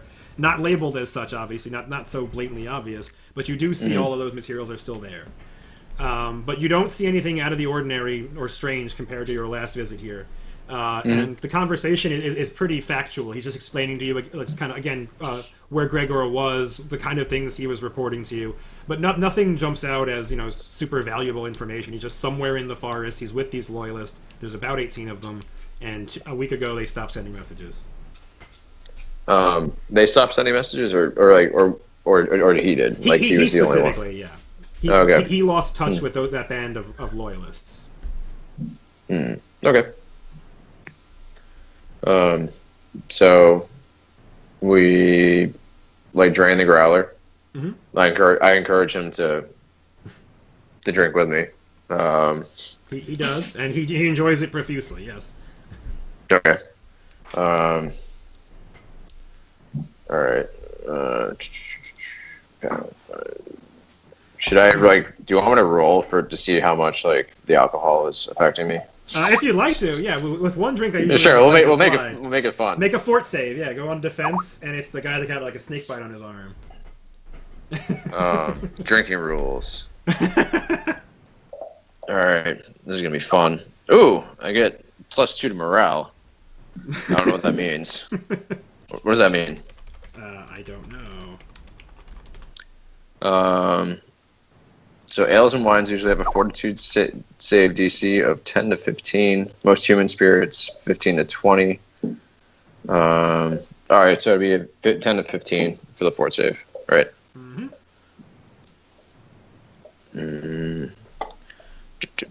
Window defense fours. Was it defense? Yeah, it's under defense. Oh yeah. That's a snake bite. I guess there's two little. It sort of looks like a snake bite, sort of. Oh. Yeah, so we'll say that wasn't a dwarven lager. That was probably a human lager. So yeah, so you're not drunk. You are. Well, I mean it's a growler. So he and I would both. Are you have having two multiple drinks? Yeah. Yeah. So you made the first one. Go ahead and make another one. Yeah. So a growler is 32 fluid ounces. So actually, that's only a couple pints. So. Yeah, so we'd have it'd be a pint and a half. All right. Oh yeah, so the second one got you a little drunk. We'll say you're stage 1 drunk. All right. So you get a +2 morale bonus to physical stats for 1d4 hours apparently. Additional. What does that mean? You get +2 to all your physical stats: strength, dexterity, and constitution. Additional alcoholic intake within this time requires a -2 penalty on your alcohol checks. The temporary constitution does not apply to drinking fort saves. that would be funny if you drank and got better at drinking. It's called tolerance. Yeah, Look right? it up. You get used to it. Yeah. So you do that, and I have a Linton, right? I have a Linton. I can make fort saves for Linton.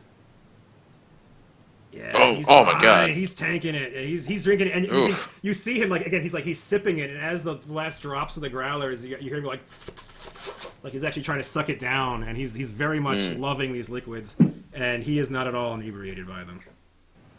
Also, never mind. I'll just say that later. He's fine. He's sipping stuff down. All right. Well, never mind. He's an alchemist and immune to poisons, so he's fine. He can drink with you all day. Well, that didn't last very long. Shall we head over to the Swedish Drop and pay Jana a visit and get some more beer? He shrugs and says, I don't see why not. And he says, just a moment. And he begins, you see him kind of putting some stuff away still from the market. He has his card out. But once he settles things after a couple of minutes, he's ready to go with you, yeah. Okay. All right. So they leave, and they arrive at the Swedish Drop Tavern. And when you were there waiting to see them come in, yeah? Okay, so what would you do? They're sitting down at the bar. Jan is you're back, and she's seeing Tavors and Linton. And what would you do, Iwan? I think you're muted, sir. Ah. Yeah, right. She's just gonna pick her moment and slip out. She's not trying to make it seem like she is expecting them or no. She's just sitting in the corner, trying not to be seen and Sure. slipping out. Understood. No risk. No risk. Stay unseen. Yeah. All right. What's subdual damage? Subdual damage? Usually it's Yeah. non-lethal, but I don't know why they'd say subdual. Is this like a... I've never... Yeah, I have to see these rules again. I'll look at them more closely later. But usually it means non-lethal damage. Okay. So Iwan sneaks out, and you're going to go look at his shop. What's your plan? Yeah. I'm assuming his shop has windows, so Yeah, I assume it She's has gonna- windows too, and a locked door, but you're going to teleport into it, because you're you. yeah. Yeah, okay. She'll bring Plotty also, but not the dog is still at home. Sure. Leaving a dog at home. All right, yeah, so you and Plotty are in the shop. What are you looking for? She's not really looking for anything in particular. First she was looking for a captive alchemist, but beyond that, just trying to see if she notices any like blood anywhere or anything that Okay. suggests that there like have been bodies that have been eaten or something. Sure. You can make a perception check. Where's my token? Oh, yeah, we're still on the Lusquid map. Oop. Here.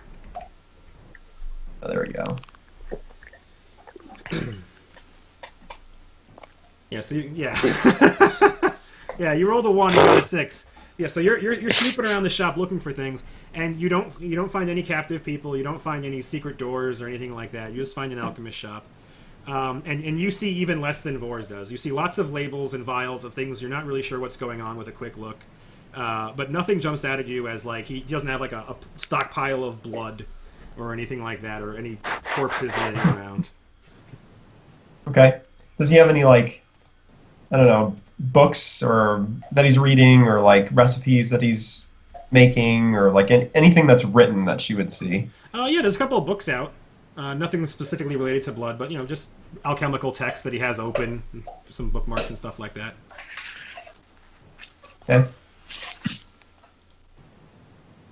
I mean, if there's nothing to see, she's just gonna look and then pop back out. So. Okay. Since you rolled so poorly on that perception check, why don't you make a reflex save? So you're walking out, and you actually don't notice that there's a jar on one of the ledges as you're walking out. So make a reflex save and see how nimbly you can dodge the thing bumping into it. Ah, you did, yeah. So you actually touch it with your hand, and you almost knock it off, but you're able to catch it. And you do notice a jar of leeches is in his room. You don't know how you missed it before, but as you were like backing up away from something, you almost knocked over a jar of leeches. Okay. Do they look like engorged leeches? So, yes, many of them are. Yes. Okay. Are there a lot? Like, if she took one, would it be obvious? No, there are many. There are dozens in this jar. All right. So she'll take one of the leeches out and like put it in a bag that she has or something. Okay. And then not at this time, but since it'll be relevant later, eventually she's gonna like cut it open and put the drop of blood on Lottie. Sure. Okay. All right. So you go ahead and put on your sheet that you have a leech. And just the only reason I'm mentioning that is because like if he starts reacting in any way to somebody, that that's what she'll be looking for. Understood. Yep. Yeah.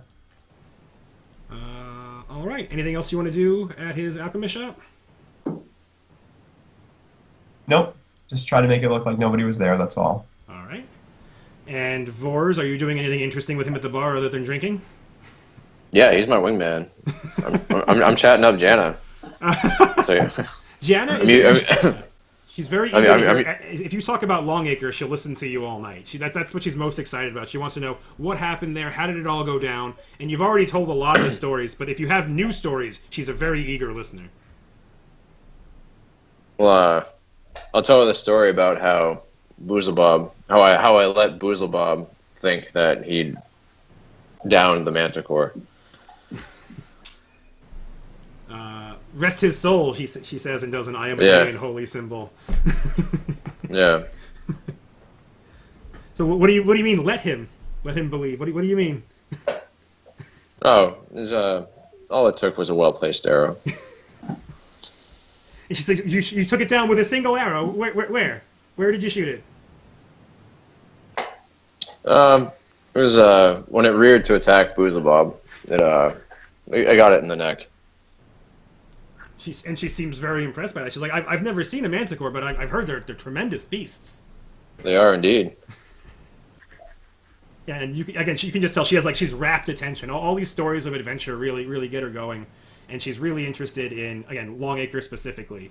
You know, what went down, what's going on, and what the parallels here. Like you talked about it a little earlier with her, and she's really interested in that line of conversation. She's like, so how else? You know, what have you done since? How do you feel about town? What have you heard? About this town? Yeah. Oh,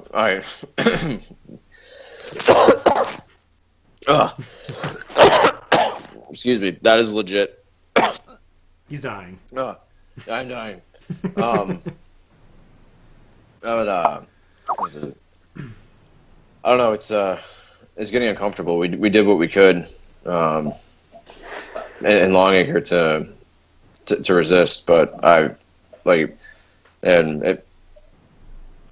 was too much. The Thrune supporters were in the government there, just like they cracked down really hard on the people, and that's why we came to Cantaria.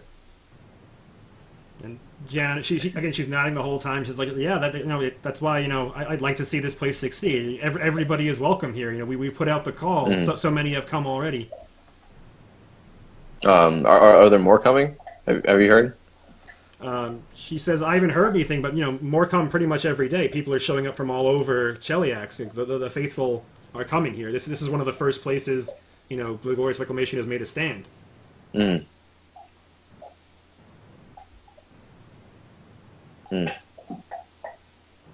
Well, I think if this town is going to stand, like with the way things are going, they more need to come quickly and support Iomade, because if they don't, then I have a feeling that things are going to turn very quickly. And she shakes her head again, and she's just like, I just hate violence. I wish it didn't have to be like this, but it seems like it's becoming more true every day. What you say?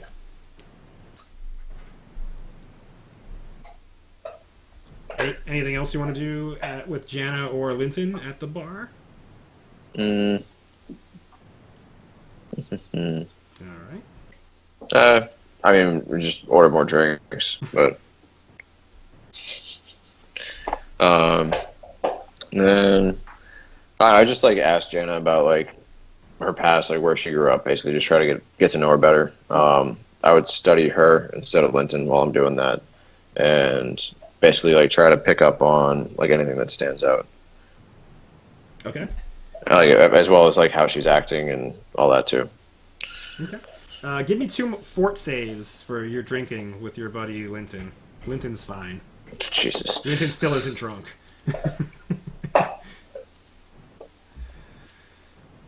You're fine too. Yeah, you beast moded those. You're still only stage 1 drunk.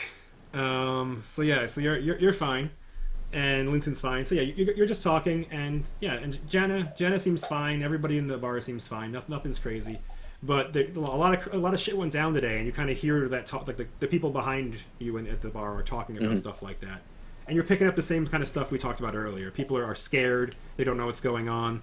And one of the big thing that you keep hearing is that this is coordinated, and that's what worries people. It's not just some loyalists are just raiding town and stealing what they can. This was a coordinated attack against the Sword Tower. They disrupted the market. What are they going to do next? What is tomorrow going to bring? And there's a lot of worry in the town. Okay.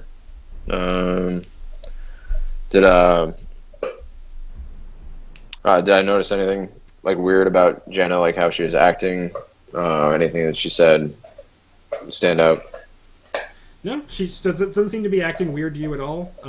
Okay. You get the opinion that she basically she again, she said it several times, she doesn't like violence. She just wishes this would all go away. She wants things to go back to the way things were. She wants peace. But and she's a storyteller, and she likes to hear stories, and she's kind of enthralled by you and Nero and all the stories of Longacre and the heroism you guys have had down there. I guess I would ask her. I was like, well, it's, I guess for you as the tavern owner, like, does it matter much, like, which government is in place? Like, who's ruling the town? And she shrugs and says, I think things have been better under the Glorious Reclamation, but, things weren't so horrible before. She says, I just, we live to have fun here at the Sweetest Route Tavern, and we can do that pretty much anywhere as long as they let us. Indeed. Well, I heard. Actually, I can't remember. Are drugs still illegal under Talaxian rule, or like yes. Thrune rule? They are illegal, but many people look the other way if money is paid. Yeah. Okay, but not so much with Iomedae, right? Yeah. Now it's like strictly illegal, and they're like taking people away to they were to that jail. For selling them and stuff, but now not anymore. Ain't no jail no more. So yeah, I guess I would say something along the lines of, well, you might be able to have a little more fun if the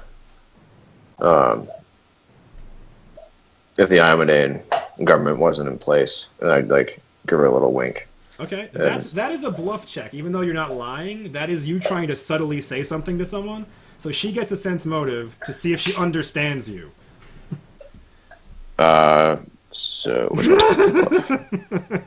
What the fuck? She rolled a 1 and she has no bonus. You know what I'm saying? No. Yeah, you do an exceptionally good job of subtly saying, like, you'd have more fun if Cheliax was in control. And this is the opposite of what happened previously. She was giving you signs earlier, and now she's missing yours. And she's like, I'm not sure. What are you talking about? What do you mean? Oh, I just your patrons come here, and they do more than just imbibe your fine beer and liquor. She pauses for a moment, looking very confused, and then her eyes get bigger. She goes, "Oh, yes, of course. Many of my patrons come to have a good time, and some of them don't even like the ales."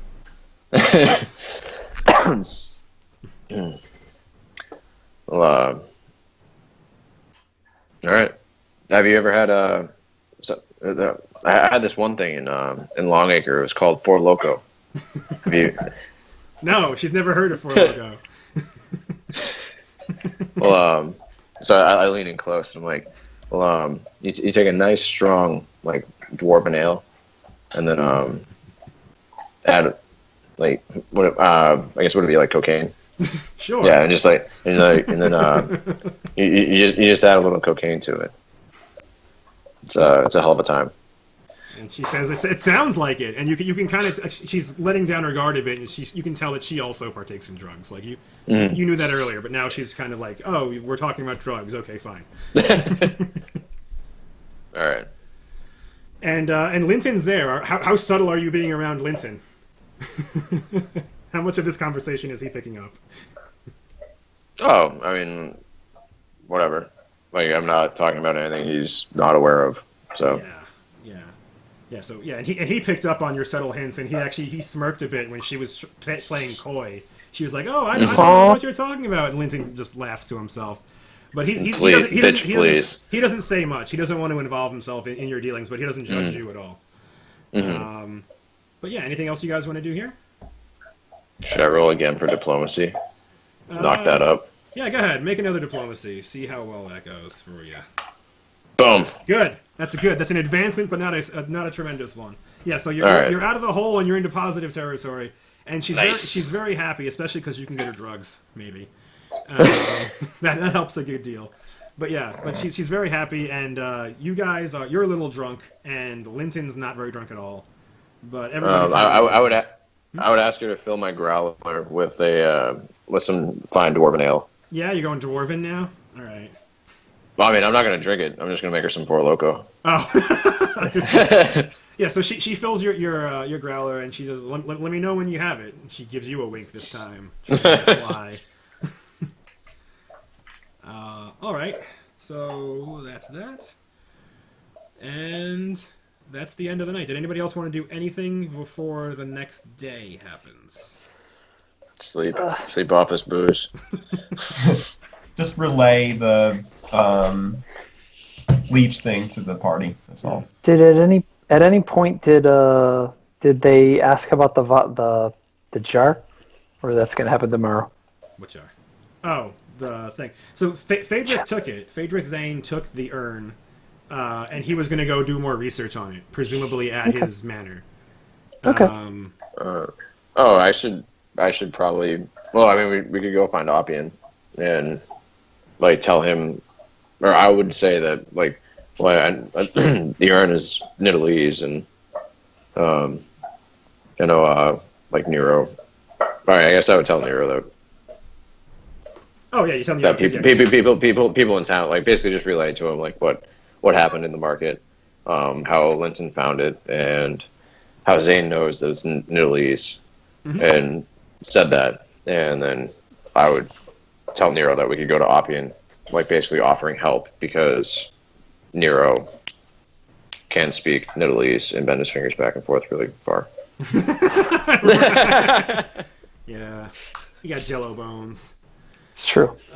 But yeah. So you relay that information, and that's pretty much all he knew. Is that his Nidalee, and he had no idea what else it was. It was magical and Nidalee, and he couldn't tell anything else about it. So would you want to go run to Oppian? You want to talk to him, or what's your plan? He's intoxicated, so he would let Nero do the talking. I think we'll let it slide for today. I think we've done enough All for right. today. Okay. All right, but you know. Do we want to go out into the forest in the night? Do we want to do that tomorrow? Is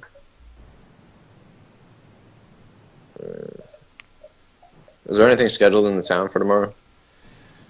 No. Tomorrow is you have no idea what's happening. It's a blank day. Presumably, Oppian's really pissed off though. I think we should be better prepared if we're going to be going after, like a faceless, whatever. What is it called? Gregor. Faceless Let's stalker. get up early. Yeah. Let's get up early and head out into the forest looking for witches and get them to someplace safer. Mm-hmm. Sure. Okay. All right. Well, nothing's going to happen to you at the night, during the night. So you all rest normally. Loredana's in the inn. She's taking care of you, but it seems like all of you have probably eaten. If not, she'll prepare you something simple for you. The Nidalee are gone. They have their slaves. They are long gone. And that's pretty much it. So you guys wake up, and Loredana has already prepared breakfast. And what would you guys like to do? Anything else you prepare before you head off? So you guys wake up and Nero has done the thing that he's been doing where he writes a bunch of stuff and then draws like a map that a crazy person would draw to like piecemeal together newspaper articles so to figure out how the government's beaming science fiction beams into his brain. So he's like, and if you look here, they can't be in this part of the forest because of this and this and this. And he's done this intricate drawing of the forest map, and he's laid out all this stuff on the table. And he's like, I think this is around where they are. Actually, real quick, sorry. Last night did we put anything out to meet with Rosalaga yet? Oh, you did. Like last session, Yeah. we talked about that, and I forgot. Did you want to do anything specifically with him now, or can we do it on the group? I want to get my money back, reimbursed for that. For what? No, right. We fronted the money for all the armor and stuff. Are we just going to hand wave that? But basically, I was going to hit Roz up to get reimbursed for that.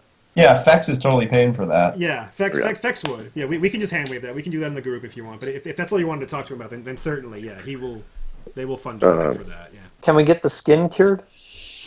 Oh, yeah. yeah. Yeah, so there were a couple people in town that could do it. There's an armorer in town that could do it. You believe that Linton could chemically do it. And you could also give it to Rosalago to take back to Longacre, where Fex owns a tannery. You guys helped him out with that.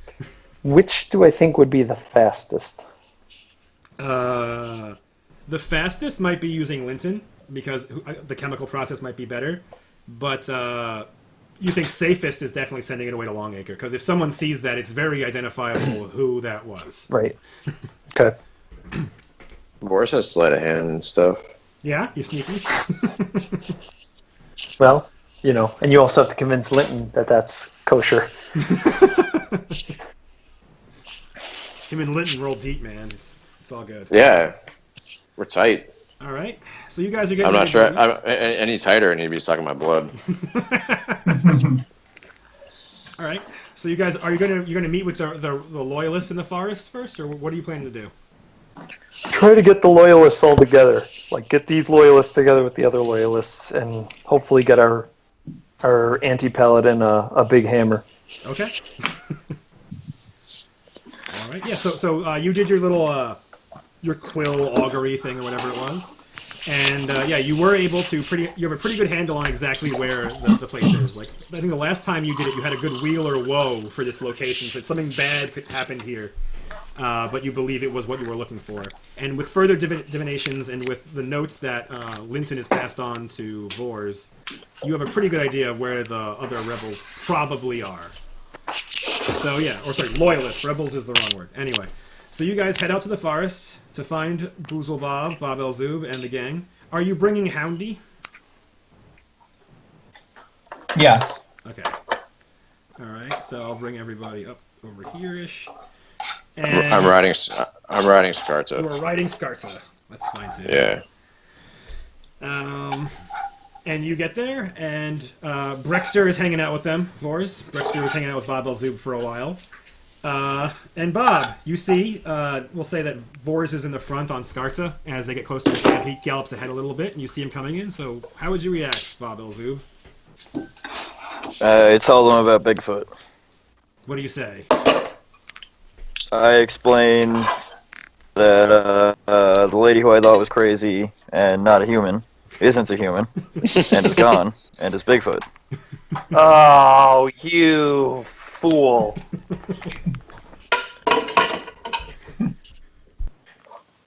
I told you that I'd vouch for her. I told you that I'd take care of it. What part of that was unclear? What are you getting at here? I know what she is.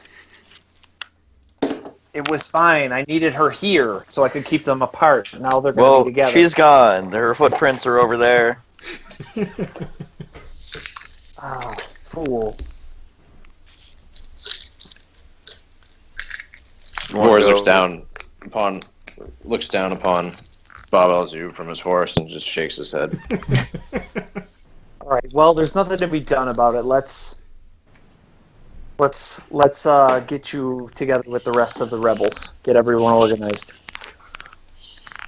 All right. Bob Elzub rallies the troops. Not well. Not well, but So- decent. Yeah. So Iwan kind of looks around at the group, and she's just kind of like almost she's like dumbfounded. She's like, why are these men still injured? That's a great question. Nah, So she'll start tapping some of them with wands. And you tap one of them, and as it before, it doesn't heal their wounds. They're not physically wounded. You don't see cuts or bruises on them at all. They're fatigued. They look horribly weak. They've been resting for 3 days, most of them, and their sunken-in eyes have started to grow back in. But they still look like they're exhausted. What did you get from the tower? Studying all day. what did I get from the tower? Bullshit. Yeah. What do you mean? Yeah, what do you mean? Hey, Nero, maybe you should ask Zarya. Zara. Sorry. Do you want your followers in top shape, or? That's what it was, and Zara would relay that to you. 4 Remy, potions off. of pure moderates, a potion of neutralize poison, a potion of removes disease, and 2 scrolls of lesser restoration. All right. Can I have the scrolls? Yeah. And Nero will line up a couple of people, and he sort of examines them for a bit, and then drops one of the scrolls on them to see if he can restore them a bit. Yeah. So you look and you find one of the weaker looking guys, and you use the scroll, and he is immediately healed by it.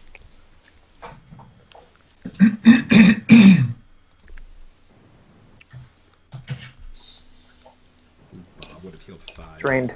All right. Who else is in bad shape? All of them are injured. There's one over here, a Bob loyalist. You change their names. And not unarmed anymore. You're gonna use the other one on the other one too? Yeah, I'll use the other one on the other Bobby loyalist. All right. Yeah. So again, like you do it, and almost immediately you see the color return to their face, and he's just and he's in good fighting shape. Yeah, but a lot of the other ones, they're still fatigued, and they look around and they see the 2 scrolls burn up as you use them, and there's no more left, so there's nothing for them. We'll tend to you a bit. It should be something that can resolve in a few days. It's the ghosts you talk about drain bodily health. They do. All right. So you guys are heading out, and Bob, you said you're leaving a person back. You're leaving 2 guys back. No, everybody's coming with me. Okay.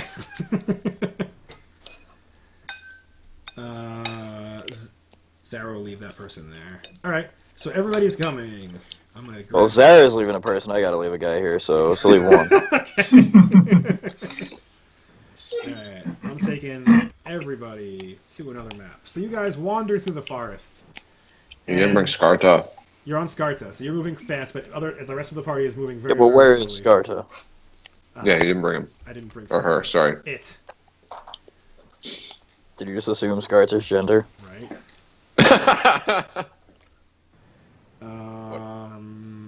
What map are we on? You're not on a map yet.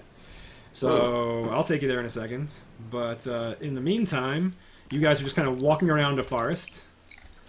And the spot that Nero has identified is actually a full half day outside of town. So you guys are marching for about half a day. Quarter day on Skarta?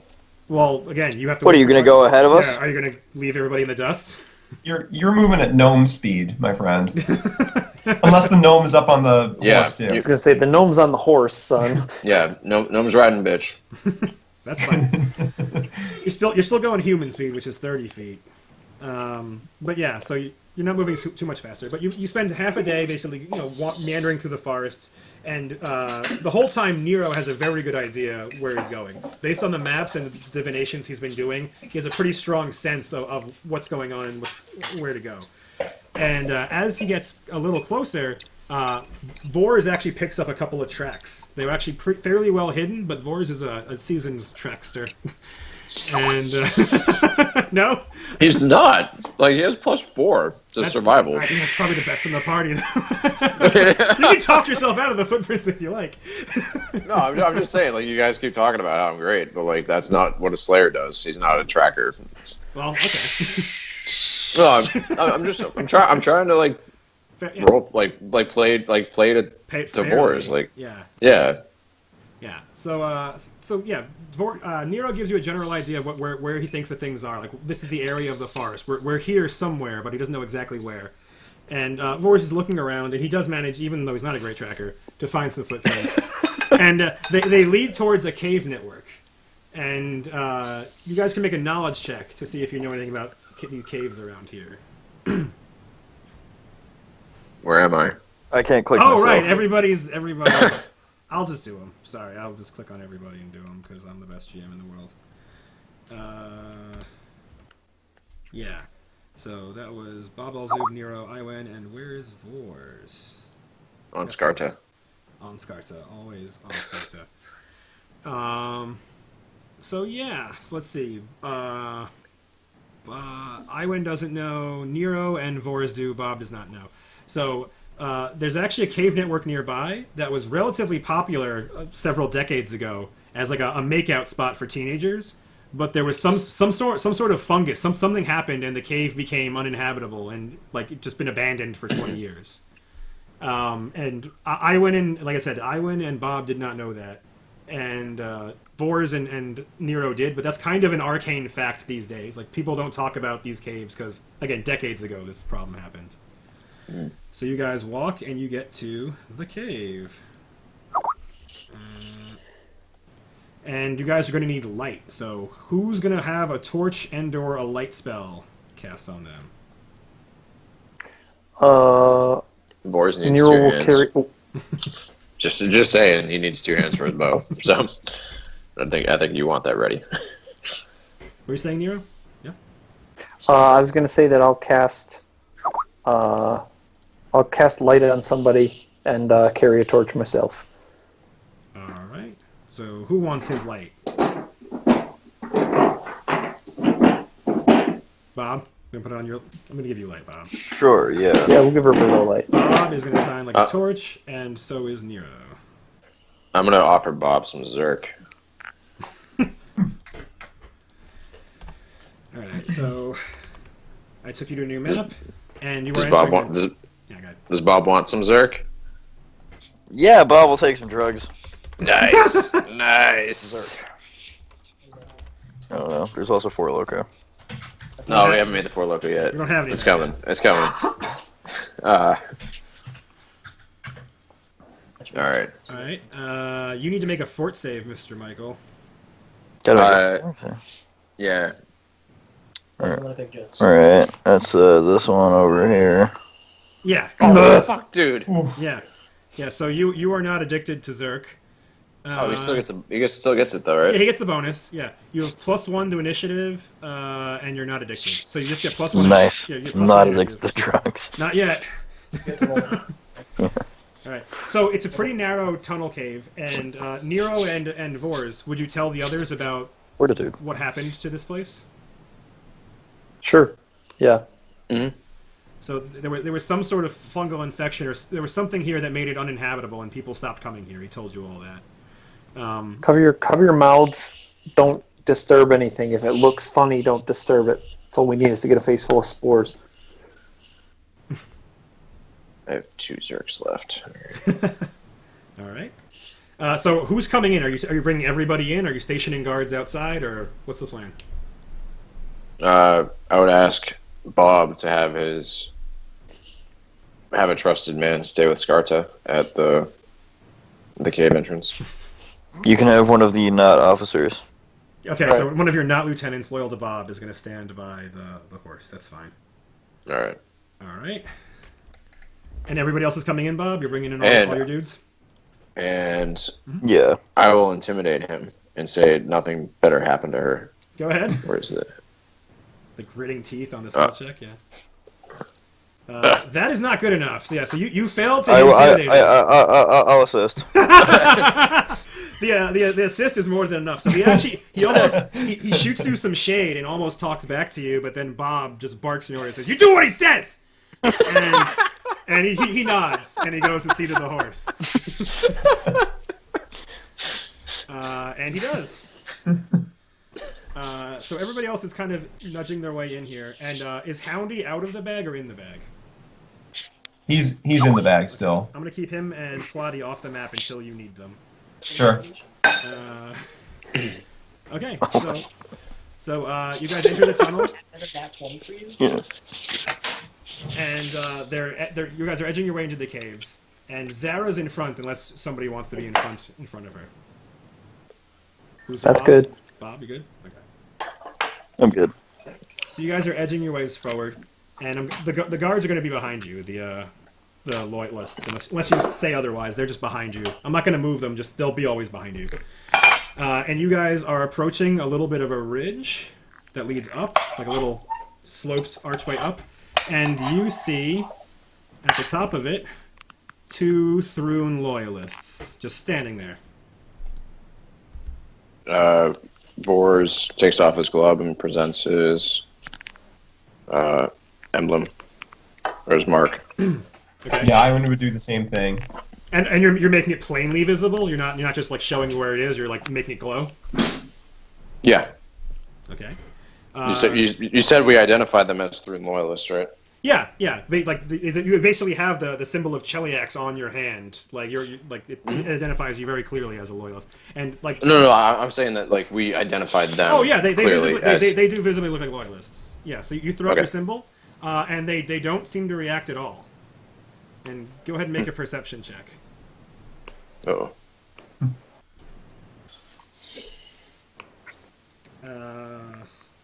Let's see who else is making up. Oh my god. Oh shit. Yeah, Bob El-Zub is the one who notices they're standing extremely listlessly. Like you see that they have a sword and a shield, and one of them has a bow, but they're standing with their arms like dead at their sides, and their heads are tilted. Bob El-Zub says these people are broken.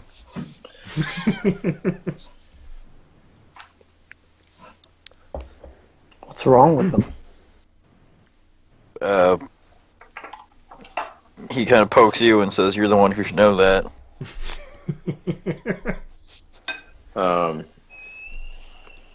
Do I know that? Can we see their necks? You're too far away right now, and they're in the dark. They don't have lights. Get a little alright. closer. Sure. So you walk up a little bit, and Bob, since you rolled the best, I'll say that you notice it. Some of them have mushrooms growing out of their body. I think these guys are dead. So, no, surprisingly, you also notice that they are moving. They're just moving very slowly. I think these guys are undead. Apparently you had a paladin. I'm a paladin. I'm an anti-paladin. Yeah, so as you get closer, God. yeah, Bob points out that, hey, these guys, they've got fungus. You said something about fungus, right? And he's pointing to his neck. And Nero looks at it and says, oh, he obviously knows what this is. This is some sort of myceloid spore. It's taken over their bodies. Are they dead? Or are they alive? You believe that they are alive. They are living creatures. They themselves are alive, or the mold that they are is The creature alive? in front of you is alive. Who's to say who's what?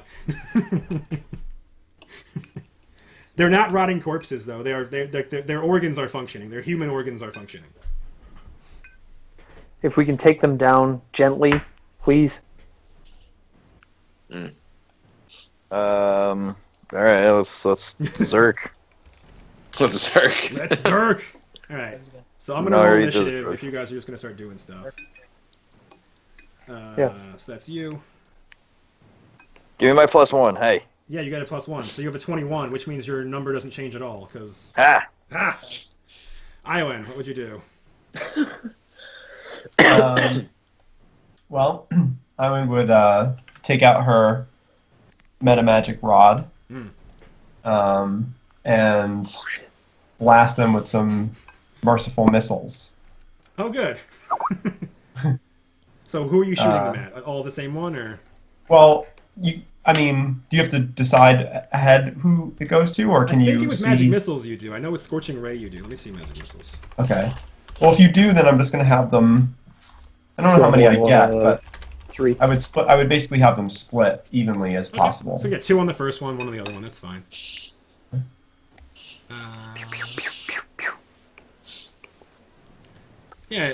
You must designate targets before you check for spell resistance or roll your damage. So there you go. Okay. All right. Yep. Yeah, so the left one gets 2 of them for 8 points of force damage. Pow, pow. And yeah, he's not resistant to it, he just takes it. And other one over there takes 3. And yeah. And now they are aware of you. You all see them, they turn to look at you, but they're moving very, very slowly, as if they were zombies, but they are not. Bob, El-Zub. That is me. Here we go. I am over here. Yeah. And Spore Loyalist, man. The first. Are you charging? Would you like to get a bonus to hit, but lower your armor class by running in fast? No. Okay, so you're just gonna walk up, saunter over, and smack this guy with a hammer Yeah. for 15 damage. And yeah, you do.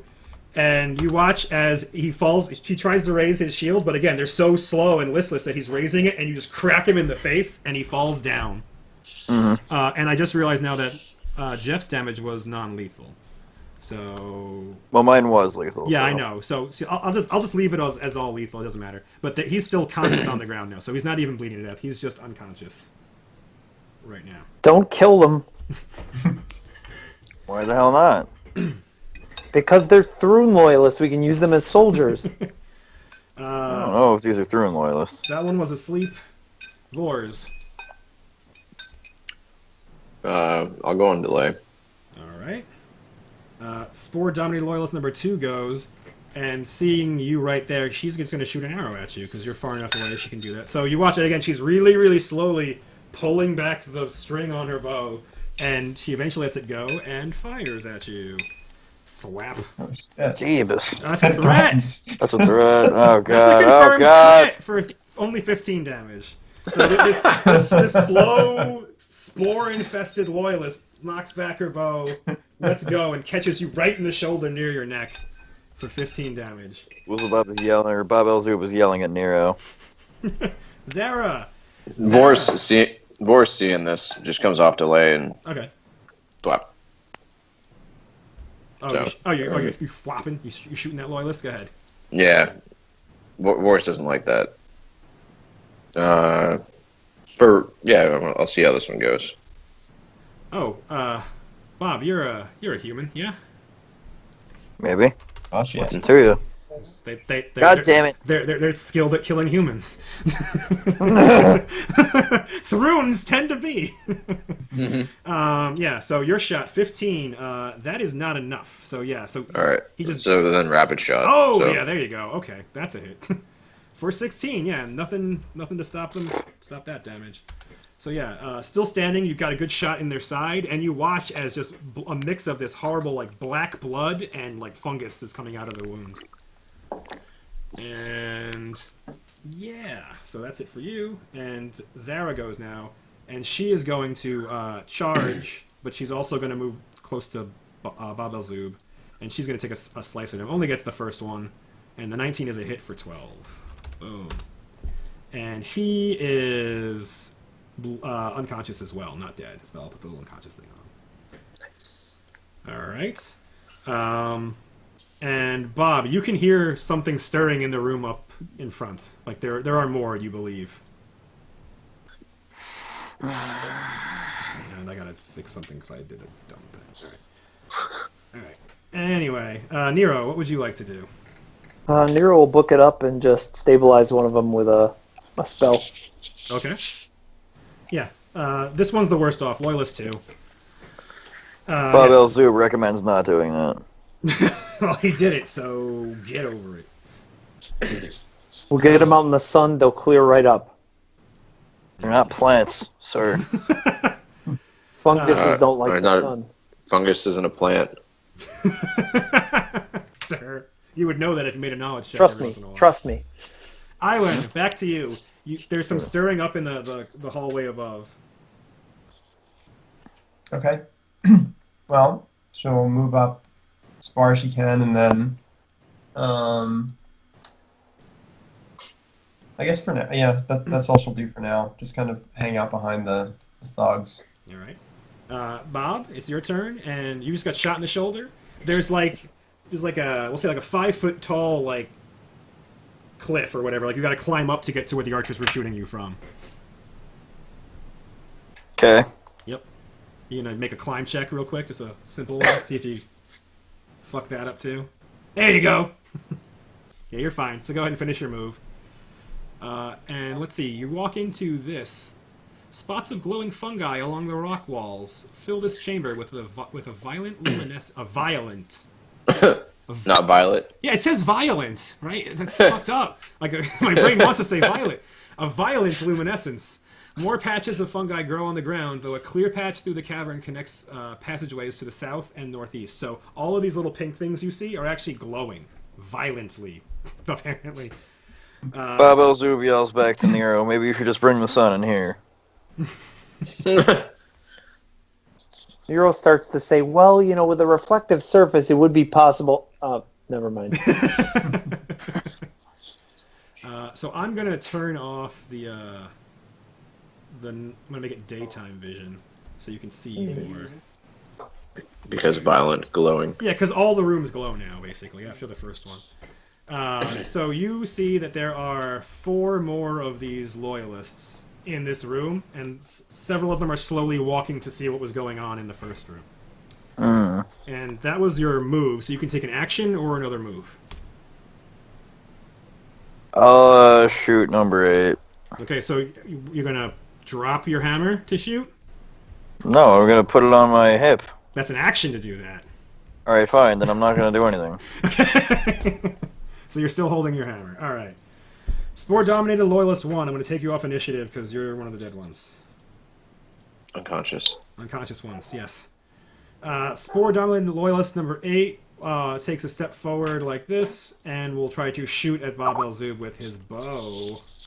So there are at least 8 of them. Maybe. Or maybe they're random numbers. No one knows. That one misses Bob Elzub, so an arrow crashes into the fungus next to you, Bobby. Loyalist 9, is that still in range of you? Heck yeah. So he's going to take a shot at you too.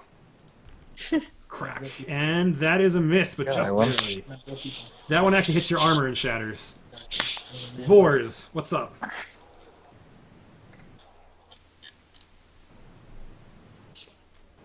Vors, what's up? He's moving. I move there. Yeah, so you move there. Make a climb check or an acrobatics check if you want to jump the 5 feet to see what you do about the little ledge. Can I just take 10? You're in combat now, so no, because now that's in rounds. Yeah, correct. That's how it works. Alright. Sorry, climb or acrobatic? Which one's better? They're both 10. The acrobatics is harder to do, I'll let you know. Like, it's harder to jump 5 feet than to climb 5 feet. There you go. Then, yeah, so you... I missed. I clicked the wrong one. I wanted to do acrobatics. Damn it. Well, you're fine. Yeah, so you stomp up and you get there. Yeah. Vors would totally have vaulted that. Climbing like a peasant. Yeah, I know. It's embarrassing. Can't even click right. I'm going to tell that story. You scrabbling up that rock face like a peasant, getting your hands messing dirty. up all your robes. We're back to Zara, and Zara, seeing that those 2 loyalists are done, she also scrambles up the thing like a peasant. And she gets in front of you, Boozlebob, and she raises her shield. And she says, "What do you want to do? What's the move?" And she raises her shield to defend herself. And Nero. Nero will try to get up here and probably fail and start summoning. Am I within range to help him? Of summoning? Oh, or to help him up? Oh. Yeah, I can't help him summon, but give him a hand. You're too far away, but it's fine. He made it anyway. He clambers over the non-corpses of the fungus loyalists.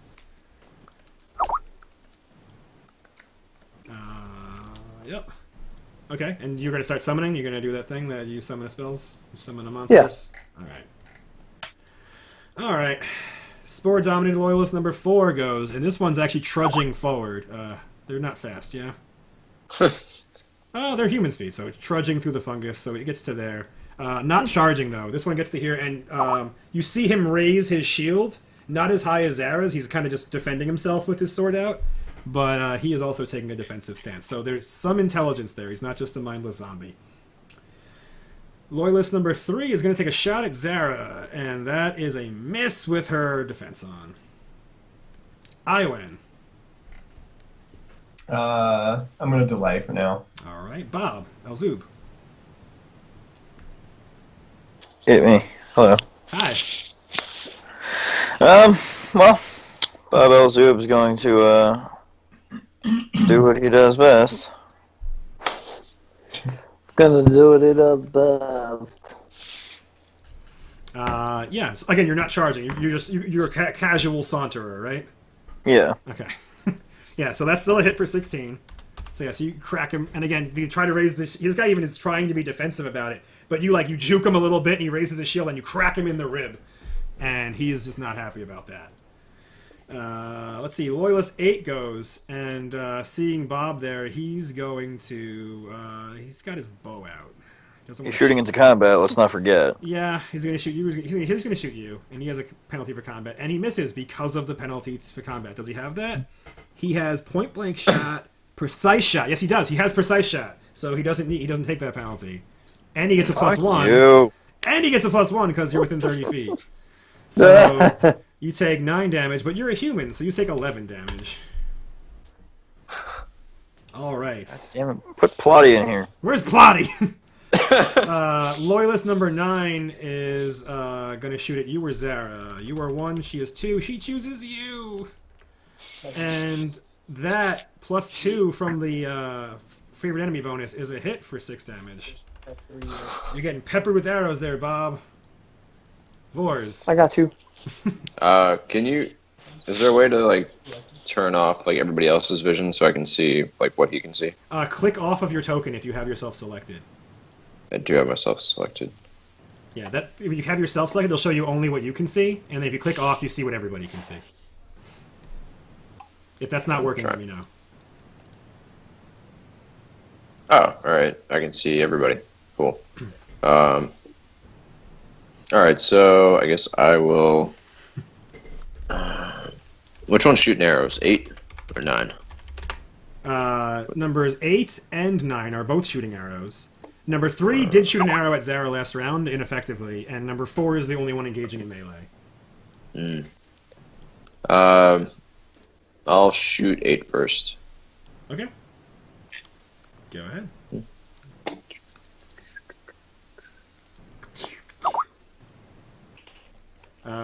Yeah, that's a hit for 15. Still standing. And then I guess I'll shoot. Which one's this? What's the other one? Like straight ahead. 3? Yeah, that one. Sure. That one is a miss. Yeah, so that one, even though it's kind of like listlessly shambling forward, you manage to miss it. It goes under its arm, and it's still moving forward. Zara, seeing her boy Bob in a bad way, moves forward and tries to hack at this guy once, and does so for 8, which is enough to drop him bleeding to death on the ground. And you see, when after the swing, she raises her shield, and she's actually covering you a bit with it too, Bob. And Nero. So I need an Earth Elemental.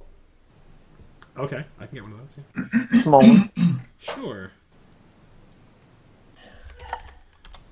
And what are you doing? You get your whole turn while I'm doing that, but what are you doing with it, and then what are you doing? He's going to send it in to fight guys who are using bows. And then he's going to cure Booby. Okay. You're like 5th level, so you can do it like 45 feet away, I guess, right? Or how far can you... Something like that. Yeah. 30, 40 feet, something like that. You dump it there, and you're just going to have it like basically walk up to this first guy shooting arrows and punch him? Yeah, just whale him.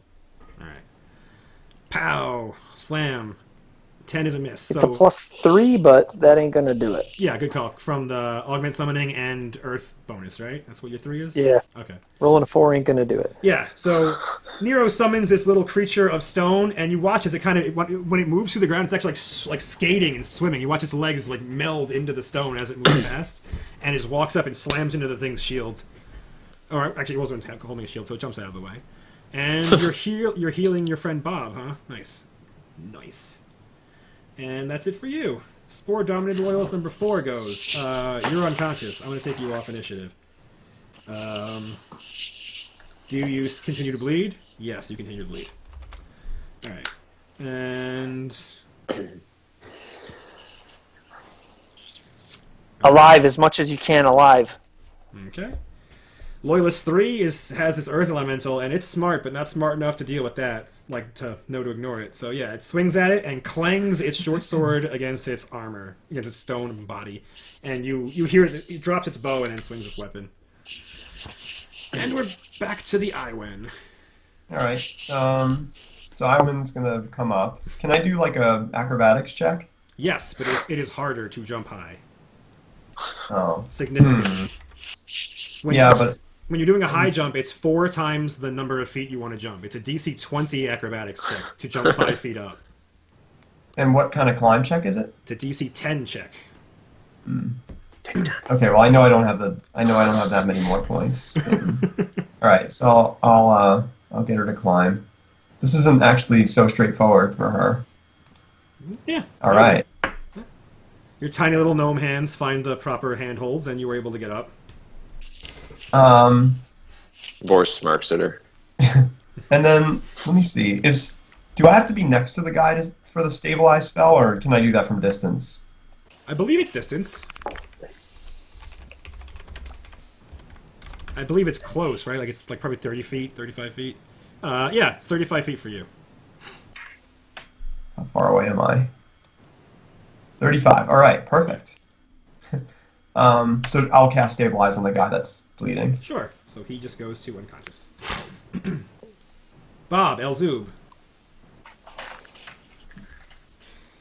Hello, it's me, Hi, Bob. the Bob. Bob's gonna come over yonder and very lethally hit this guy over here. Okay. Yeah, that is a very lethal hit. So you cracked him for 17, and he is alive, bleeding to death on the ground still. All right. Then it's his turn, and he stops bleeding. Look at that. Right? Let me do the minus. Piece of shit. It's a minus 10 plus their con. Yeah, I'm pretty sure he still makes it. Yeah, he's fine. You are garbage. That one survives and is unconscious. No, I don't. Loyalist 9 is going to take a shot at Bob Elzub.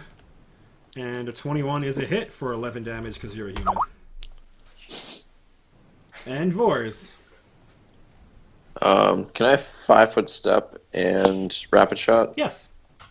Oh, alright. So 5-foot step, and then I guess I'll shoot the Thrune Loyalist 3 first. See how that goes. Yeah, and you have precise shot, right? So you can shoot into combat. Yeah. That is a hit for 14. Alright, and then I'll shoot the one on the way back. Was that 9? Sure. That one's in range of Is that- your weapon.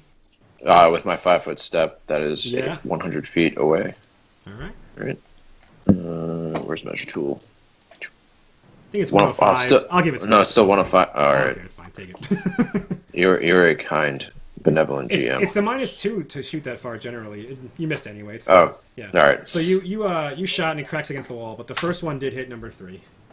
Is it -2 because it's more than 100 feet? Yeah. Or... So you can shoot up to double that range increment with a -2 on it. Oh, okay. You can shoot like 200 feet away if you wanted to with a -2, and then the next Okay. one is another. So with a -4, you can shoot like 300 feet away, Oh, all right, cool. as long as you can see it and everything. Yeah.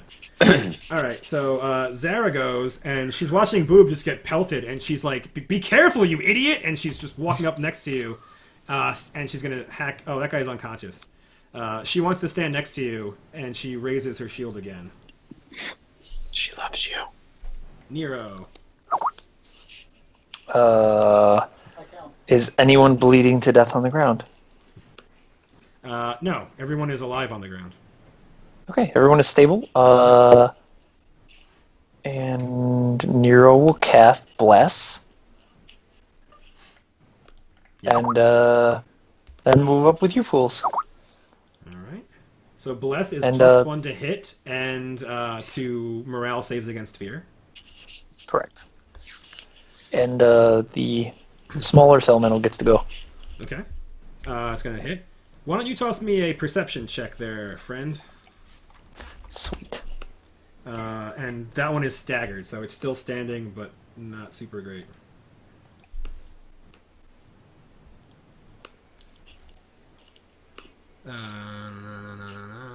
All right, Bob. Why don't you also give me a perception check to see if you can help your buddy Nero? Sure. Nope. All right. Nope. I just So- stepped on something terrible. Yeah, you stepped in a pit. So the fungus, the ground gives way underneath you, and you need to make a reflex save, or fall in a pit. Okay. Ooh. Yeah, it's a DC 20, so you nailed it. Yeah, so you jump out of the way. So right as you're walking and about to step on the pit, you manage to step back and catch yourself as the ground in front of you collapses, and all the fungus falls into a hole. What's in the hole? More fungus. No spikes, no monsters in the hole, but there is a giant hole in front of you. So you managed to stop your movement though, and what did you want to do with your action? Or That was it. I cast Bless. right, correct. Okay, sorry, I'll put a little thing on you to remember. So yes, you're there and stopped, and you have Bless. Everybody has Bless. Okay, so Spore Dominated Loyalist, the staggered one, swings once at the Earth Elemental and again clangs against the stone creature ineffectively. Iwen, we're back to you. So that guy's still up? Which one are you talking about? Number The 3? guy, Yes. guy, yeah. He is still Okay. up, yes. He's not bleeding, he's staggered. You see him, like, even more listless than before, swinging his weapon. I'll hit him with some merciful missiles then. Okay. He's only going to need the one. Yeah, is it possible to just shoot one instead of... No. And the other one's too far away for you to get both, is that what you're saying? It's 150 feet, isn't it? What do you mean the other one? Oh! Number 9 is up there. Oh, I didn't see that guy. If They'll have to be within, what, 30 feet? I think it's a much further distance than that. Let me click it, because I think it says. But if so, then I'll have the first one go to him, and... Or Nero, or 15 feet apart. Yeah, they're too far away to get Yeah. both of them. So Oh, okay. who would you rather hit? One of the two.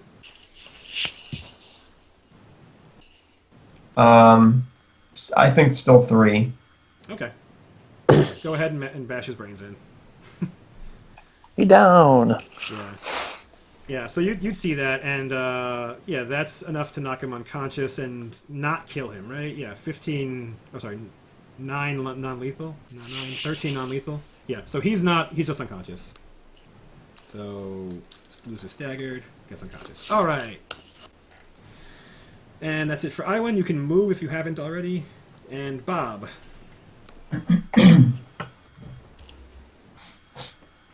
Muted again, as always. And you're going to walk over to this unconscious guy. Yeah, I'm particularly miffed at this guy over here. He's unconscious. Yeah. Well, he's prone, and yeah, and you hit for 18 damage. And you crush that one's skull. That one is very much dead. Yeah. So yeah, you walk up and you say, you hammer that one. Did that one shoot you a couple times? Is that why you were mad at him? Yeah. So yeah, so you do that, and Zara is a little shocked at that. And she said, alive! Nero said we wanted them alive! And she looks very confused. She looks over her shoulder for the gray cloak. Bob Zub looks back and says, well, he wanted us dead. Fair enough. I'm gonna have to do that thing where I threaten no healing again. Loyalist 9 sees you and the lady, gonna randomly chooses you again. Shoots you for another 11. And Vors. 5-foot step. Inching forward? That's an artillery piece. Well, I mean, that puts it in range. It's 100 feet now, so. Whip, yeah. That is a hit for 14, still standing. Oh! Oops. Oh! Yeah, okay. That's a threat. Go ahead. You're gonna boozle bob this person? Go ahead and confirm that. Nope. No confirm. So yeah, so just the 16, which is bleeding to death on the ground territory. Nice. All right. And what was I gonna look for? I was looking at something about this. Okay.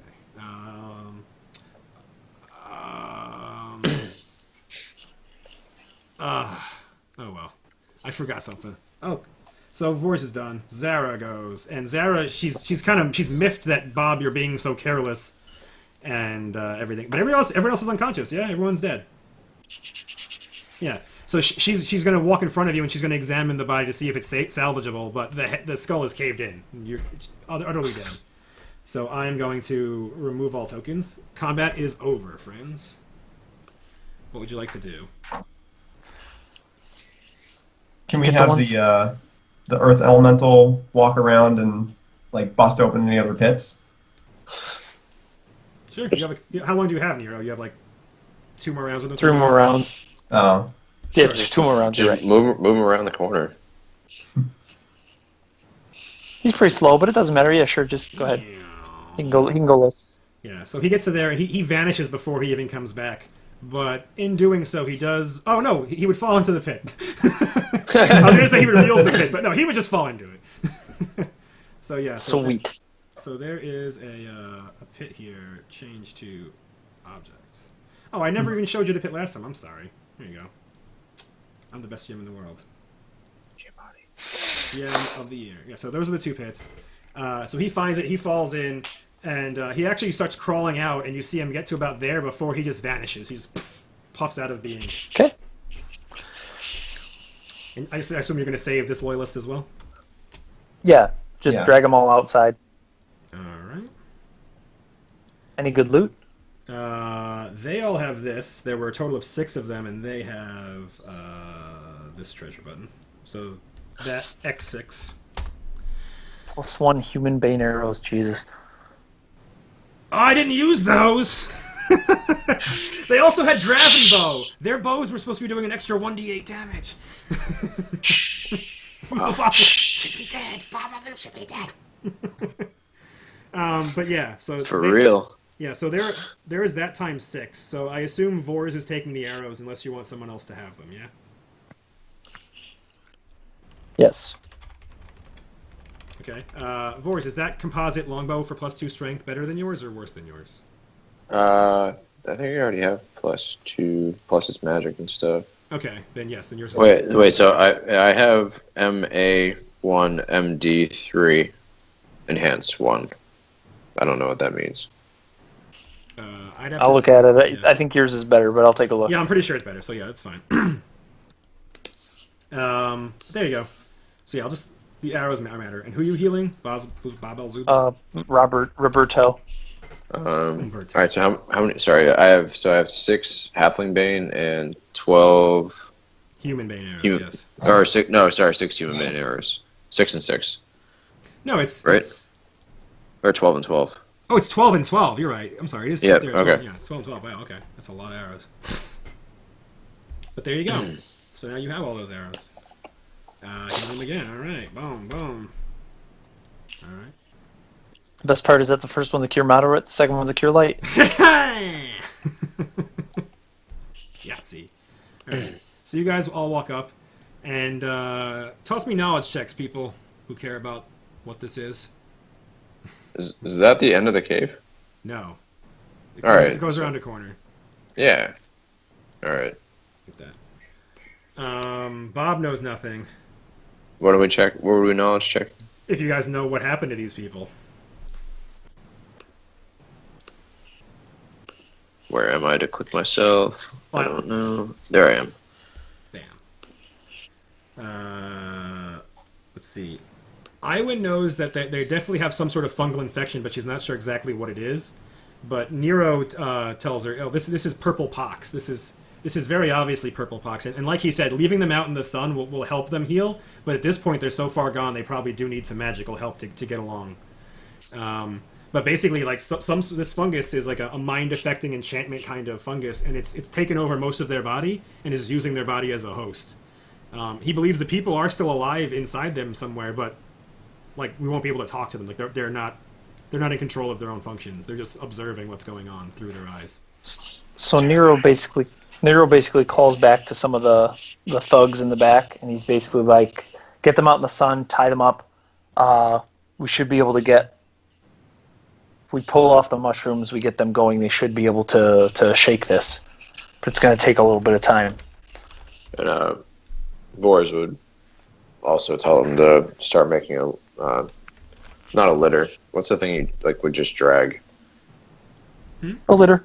Oh, is it a litter? Okay. Yeah, like a litter for Skarta to draw, like they can carry multiple people. Bob Elzub wants to reinforce that Skarta is the most important part of this entire operation. How would you like to do that? You use role-playing words and not factual words. Bob Elzub demands that not only do they build a bed, but they groom the horse.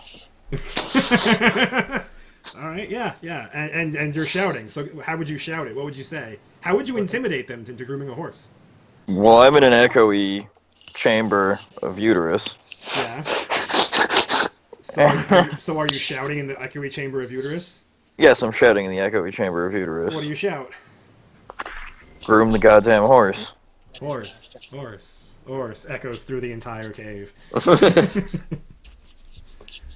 All right. And they do. Yeah, they're terrified of you. They are absolutely terrified of you. And the ones out there, they are building the thing, and they are grooming the horse as instructed. The remainder, I kind of moved a little bit. They're in here with you now. But they're just, again, they're going to follow behind. Unless you need them for something. They're just watching the rear. Or if you want them to walk forward to set off traps and stuff like that. So, who's going first? Zara's walking around the corner. And who's going with her? Go ahead and line up.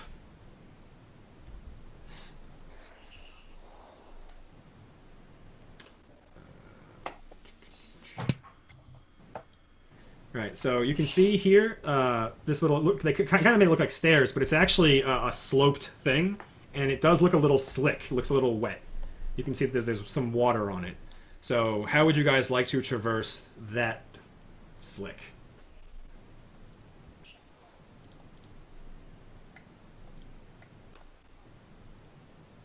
Does anyone have rope? I still have rope. Do we still have that? Do we still have magic rope? I don't remember. I don't think you used it, right? What magic rope? It was in the tree fort. Yeah. I forget who had it or what it Yeah. did, but there I'm was a gonna see magic if rope.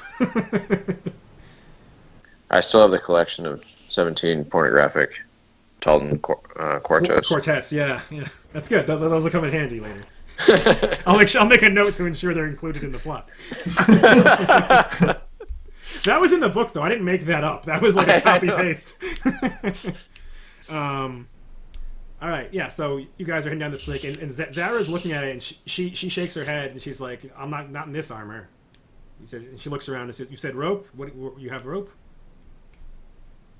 Yeah. Yeah, Somebody's got rope, yeah? I have rope. Yeah. Yeah, so there's stuff to tie it to. We don't need to belay that. But basically, you're going to tie it down and then walk down the slope as best you can? Yeah, some lower people down, yeah. Okay. Zara volunteers to go first, unless somebody wants to go first before her. By all means, go. All right, she's going to make a climb check, and she's going to get a we'll say a +4 from the rope. I don't know what it actually is, but I'm going to guess a +4. Yeah, you're fine. All right, yeah. So she slides down, and you can tell she's very awkward, and she's wearing she's not wearing her big Hell Knight armor that Iwan saw in Zane's manor, but she is wearing I think a chain shirt, and she's fairly well armored, and she kind of makes her way down there, and it's a little awkward for her, but she makes it all the way down without trouble. Who would like to go next? Vor's will go next. All right. And are you She's going good to climb down, or are you just going to try to jump it? Long jumps are easier than high jumps. Long jumps are just the distance jumped is the DC. What would be the acrobatics check for the long jump? I give you a 20. If you give me a 20, you would basically be jumping 20 feet forward and just like you'd land perfectly fine. And if you I fail, I can take 10 and do that, so I'm going to take 10 and do that. you're not in combat, so you can go ahead and take 10. And All right. some more things for acrobatics if you're having fun with it. If you run, you get a +2 on the check. I would run Yeah. and take 10. Sure, So I get yeah. 20. So it's a 22. Yeah, so you make it. You don't do it super nimble. You don't do any flips or anything in the midair. But you basically you're like this rope is for fucking peasants, and you just jump. You just leap, and then it goes down. It's like a 10-foot slope. So you just jump 20 feet forward and down 10 feet, and you stomp and land on your feet perfectly fine. Nice. Who else wants to go?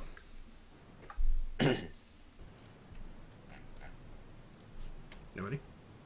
I'll go. I'll do it.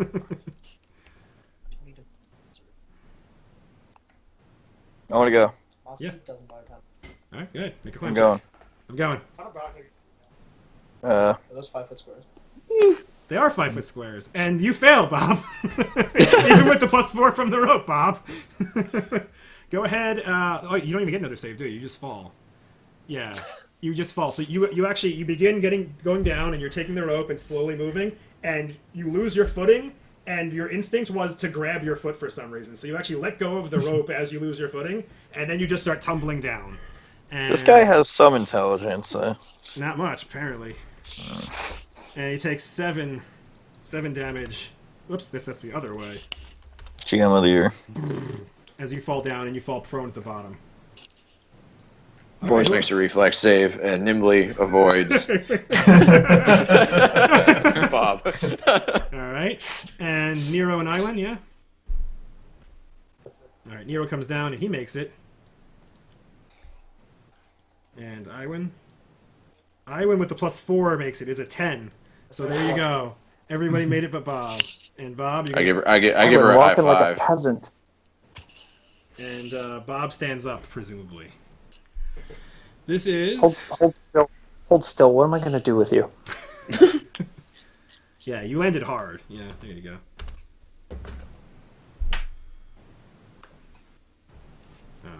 What did Lauren say? Lauren just texted me. Anyway, all right. This is what room? This is description of this room is flowing water rushes through a small stone alcove along the western edge of this chamber, which is little more than a widening of the tunnel. The corridor continues on to the south and up a steep incline to the north. So that's where you just came from, was the steep incline. And there's a little puddle over here, and it curves and then heads to the east. What would you like to do? Can we be like looking at the soil to see if anything looks like it's going to cave in? Sure, you can be careful. Go ahead and make a perception check to see if you notice anything with the floor. And then we'll just jump back into initiative while you're moving around corners and stuff. This stuff will happen eventually. All right. So it's Vors' turn, and Vors, you don't see anything. Nothing. There's no traps on the floor that you can observe. All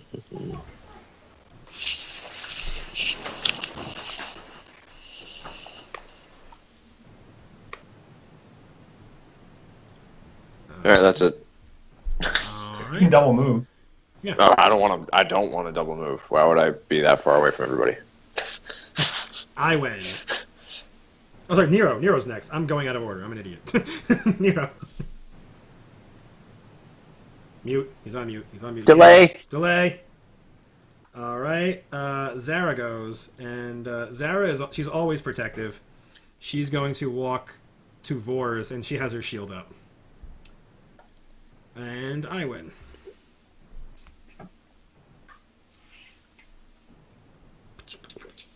Double moves. Yeah. All right. And Vors, rushing up from the water next to you, is some sort of horrible seal-like monster. But you notice it has spores growing on it. Can I handle animal on this? You need to know if it's an animal first. So this thing rushes out of the water and, like a seal with razor-sharp teeth, tries to bite at you and pull you in, but misses you, even though it had the surprise. Does that provoke attacks of opportunity? No, it just walked up to you. It doesn't provoke. And we're back to Bob, the Zoob. I'm over here, Yeah. but also I'm doing this. Yeah, so you run up and you smack it for 20 damage. Okay. Yeah, so you crack it. It jumps up and it misses with its big fangs, and you just bash it with your hammer, knocking it away from Vors. But it's still there in the water and pissed off. Another bunyip, this one without any spores on it, comes out of the water and begins trying to attack Bob. It jumps up. Is this an animal? You can make a knowledge check to see if you know it's an animal or not. You don't know if it's an animal or not. Iwan knows it's not an animal. It's a magical beast. Magical beast. It's a magical beast. Vors does not know that. So this thing does bite Bob for 9. Pow. And you also bleed for 6 damages. Oof. I'm going to put the bleeding thing on you now. So his bite was especially vicious, and he tore a piece out of your arm, and you see it's not healing well. It's bleeding a lot. And we're back to Vors. Pop, pop. Pop, pop, says the Vors. I'm attacking the one closest to me. Yeah, you should probably 5-foot step away from it so it doesn't bite you, because shooting your bow provokes normally. Oh, okay, yeah, that would definitely do that. So you back up, and that is a hit for 10 damage with your point blank shot, which puts that one bleeding to death in the water. All right, and then shoot the other one. All right, good. That is also a hit for 17, because it's still close enough for your point blank to apply. And it's alive. Nero, of House Nero. Well, I will delay for a moment. Okie dokie. And we're back to Zara. And Zara, seeing that Bob is taking the brunt of this, she's going to walk front, and she raises her shield again. And she's like, just be careful for once! And she raises her shield. And Iwin. Does stabilize stop bleeding? It does. Oh, Okay. Wait, does it? Good point. No, Or do you it's a have to good heal? question. Any magical healing does. So to stabilize, the creature is stabilized and does not lose any further hit points. You choose a living creature that has -1 or fewer hit points, so you can't even Okay. cast stabilize on him. Correct. But any healing basically will. Yes. Okay.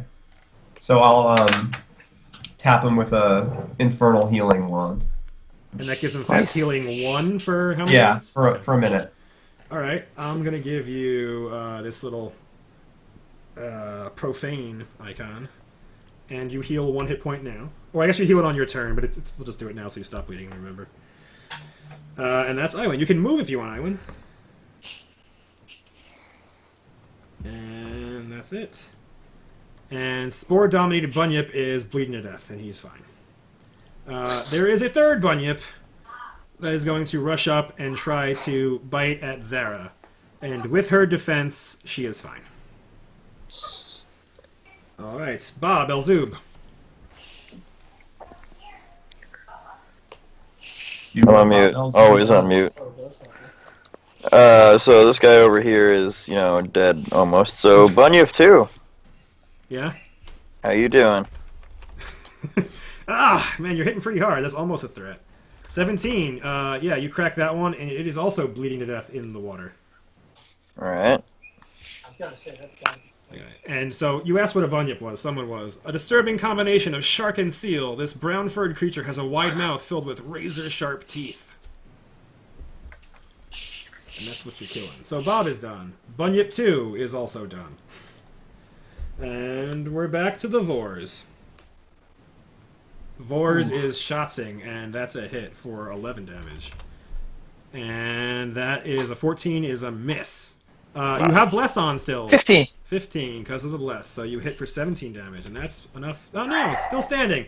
You got 2 arrows in like its side and 1 in its neck, and it's wailing, but it's they're like ravenous, furious beasts, so it's gonna do something with its last turn probably. Nero. Nero's okay where he is. I think everyone's doing all right now. All right. Zara is going to drop her shield now and use this because now she's within range to double attack, so she's going to destroy this thing. Holy shit. It's a threat, so it's a crit for 20 on the first one. So just chops the thing's head clean off, and it collapses. And that appears to be it, but we'll stay in initiative order for now. I win. So this is a serious question. Based on my knowledge check, do I know if they can move on land and if they move quickly on land? Based on your knowledge check, you know a little bit about them. Yeah, you know that they move very slowly on land. Like they crawl with their flippers and are like very, very slow. Okay. Well, I'm not going to do this, but just out of curiosity, like, would they have been a decent... Assuming they could have moved faster, would they have been a decent animate dead target? They have... It's based on hit dice is the biggest concern. They have 5 hit dice, so it's slightly... Like, yours has 4 right now. So not bad, but these ones are particularly slow. Okay. But that would not be the worst idea, yeah. Their bite attack is pretty badass. All right, well, she's just going to go up and take out a bunyip soul. Why not? Just for good measure. Yeah. Now, can we strap one of these to Skarta, like as a weapon? Well, I mean, there's one still alive. Are you trying to save its life? I mean, I'm just asking: is it possible to strap this to a horse as if it were a weapon? I mean, anything's possible, No. but there are rolls involved. Can someone put this in the bag? It'll die in the bag. No, we'll put some water in there too. There's no air in there. It doesn't need air. It lives in water. It's true. It's a seal. It needs air. It's Yeah. not a seal. We established it's not an It's a animal. magical magic beast, being. a combination of shark and seal. It That says fucking thing is it not- has the amphibious special ability. It can exist in both. Does that mean that it can exist in a vacuum? No, it says they can survive indefinitely on land. It doesn't say anything about a vacuum. I assume air is part of the land. Can we get any of my goons down here to carry this thing out and strap it to Scarta? Your goons are here. Like, even though they're not following you directly, like, your goons are just out of the way. So you want them to basically use the rope to haul this thing? Yeah. Yeah, that's your plan? Yeah. We should just leave it in the river. No. We're strapping this to Scarta. I really want to know how much they weigh, but it does not say on the thing. I was wondering, like, how heavy this thing was. Like, they're dragging, like, a seal shark up this cliff. I don't think they ever anticipated that any PCs would actually grab one and bring it with them. It happens, man. You'd be surprised. Yeah, so... We're gonna weaponize it on a horse. Like, I'm that's going to put it next to your gonna pile have of troops consequences. for now, and we'll just leave it there. Alright. We've got, like, 4 more minutes, so you can do, like, one more fight. So we'll say that, Vors, you peek your head around, and you see... It's actually not very well drawn, so I'm going to just do this real quick. I'm going to dance you around. And now do you Alright. see that there are barricades? Yeah. Okay. So you're basically creeping around the corner, and Zara and everybody else, you can set up around them if you want. And you see that there's a loyalist behind one of those barricades with a bow. One of those spore-dominated loyalists. Do I notice anything else? No. All right.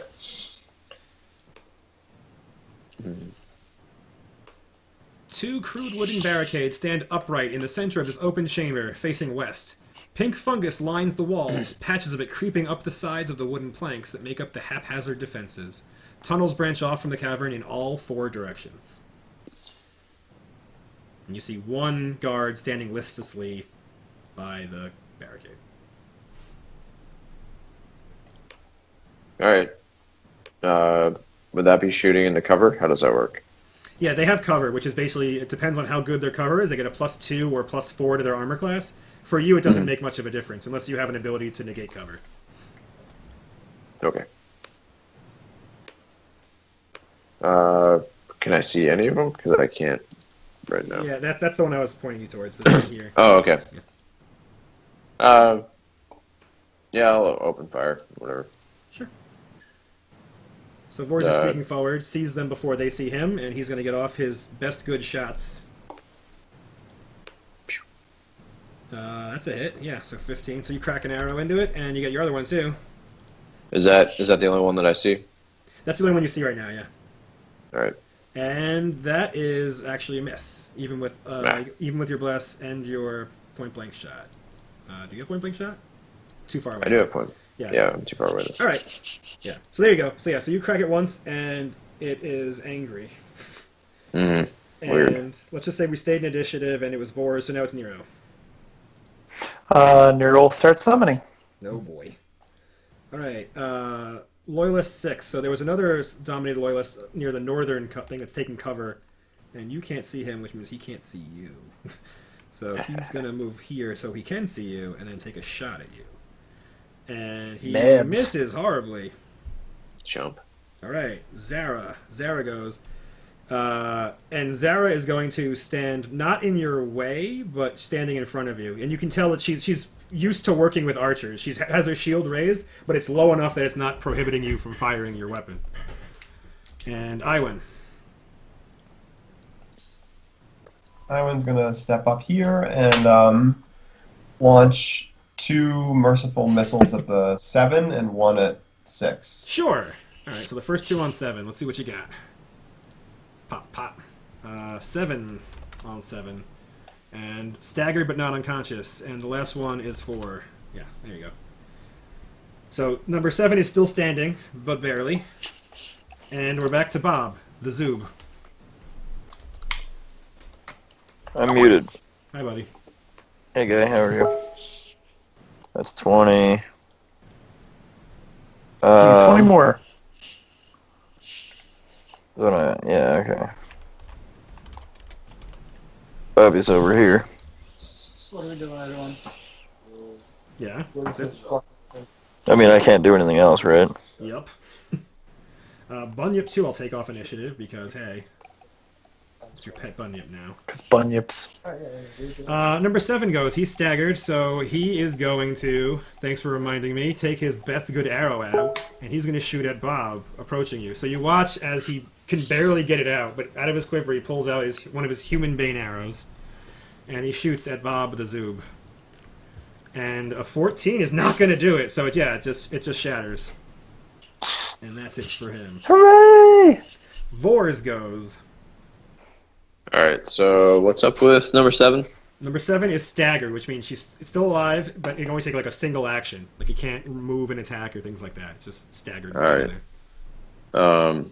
Do I hear any other things besides number 6? Nope. You do not hear anything All right. else moving around. All right. So I'm gonna do rapid shot, but like see how the first one goes. Okay. So, yeah, 13. Yeah, that's not dead yet. All right. Then I if I have to take the second shot, I shoot it into like the barricade. Wait, were you shooting 7? I'm sorry, the injured one or the... No, I was shooting 6. I don't want to kill Okay, these cool, things. okay, So yeah. I basically I shot it, like saw how it went, and I was just like, if I have to shoot again, He's because I got did rap- that. Yeah, he's got that much health left. Oh, okay. All right. I couldn't see it yeah, because it's, of it's in the darkness. Yeah. the fog of war. Yeah. All right. Do it again. So yeah, that is a hit for 15 again. Yeah, and he is not dead. Yeah, so falls to the ground, bleeding to death, but not dead. The other one is still standing. Nero, you summoned something. It'll be an earth elemental again. Okay. And you want it to pound it? Just knock him down. Yeah, flank it, pound it. That's a miss. That is a miss. Yeah. So 6 is the one that's dead or unconscious. Zara, it gets to go, and I guess she's just going to charge. She sees the flank, she's going to take it. She's it's staggered. She's going to run up and just charge the thing. Boom! For 6. Yeah. Knocking it out, bleeding to death unconscious. Alright. So we're going to call it here for the session because I have dinner very soon. Sorry, guys. But you guys want to wrap anything up? What do you want to? What else would you do before combat ends? Let's get him hauled out of there. Stabilize the bleeding guy. All right. They are now both unconscious. And I'll How much longer is this gonna take? Which It's a dungeon, Oh. son. the Donjon? Oh yeah. Well, where are the There, dragons? there, and there. Yeah, there are several more rooms left in this that you can see. Okay. Because I'm not gonna be able to play with you guys for like the next month. So Aw. Oh, that's right. Yeah, I really have to go though. That does suck. Where are the dragons? Ugh. All right. So let me see if there are any other good morals. I'll do that while you guys think of an MVP. Go ahead. If you have any nominations, let us know who and why you nominate them.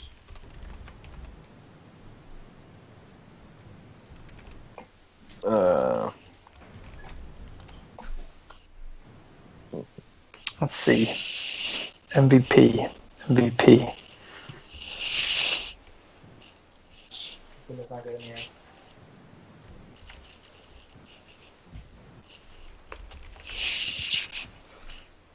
how do I message the GM? /GM. All right. /.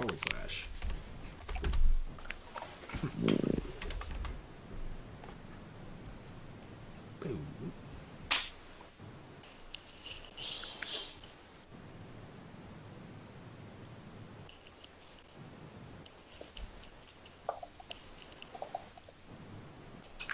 Well, I would say probably the most important thing that happened this session was figuring out the changeling thing, which Nero's like crazy knowledge thing got for us. So that would be my vote for that reason.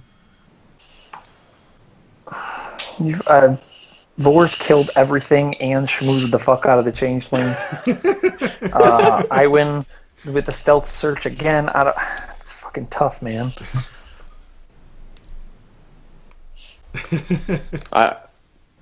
Boris killed everything just right. I don't think I landed a lethal blow. Yeah, you almost crit that one time. Or did you? You crit something, didn't you? What did you crit? I didn't confirm it. Oh, okay. Thank God. I have 2 votes so far. You must boozle bob that fucker. Yeah. I thought it was going to happen. I thought you were going to straight boozle bob that guy. All right, let me know who else you want to vote for. There were 3 morals that I saw. I pasted them back in the chat. The first one was Gnome's writing bitch. The next one was you do what he says. And the other one is where are the dragons? If you want a dragon, I'll give you a dragon, Mike. I'll just give you a dragon right now. Please don't give us a dragon. I got that arrow though.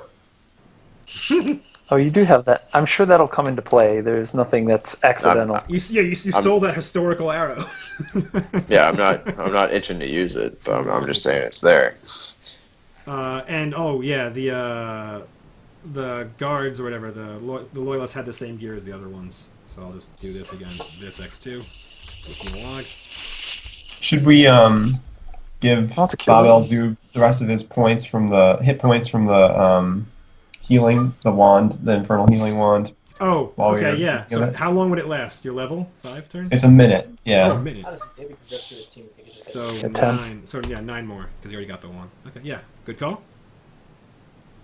Anything else? I only have 2 votes still so far for the VP or MVP. Vote. Do it.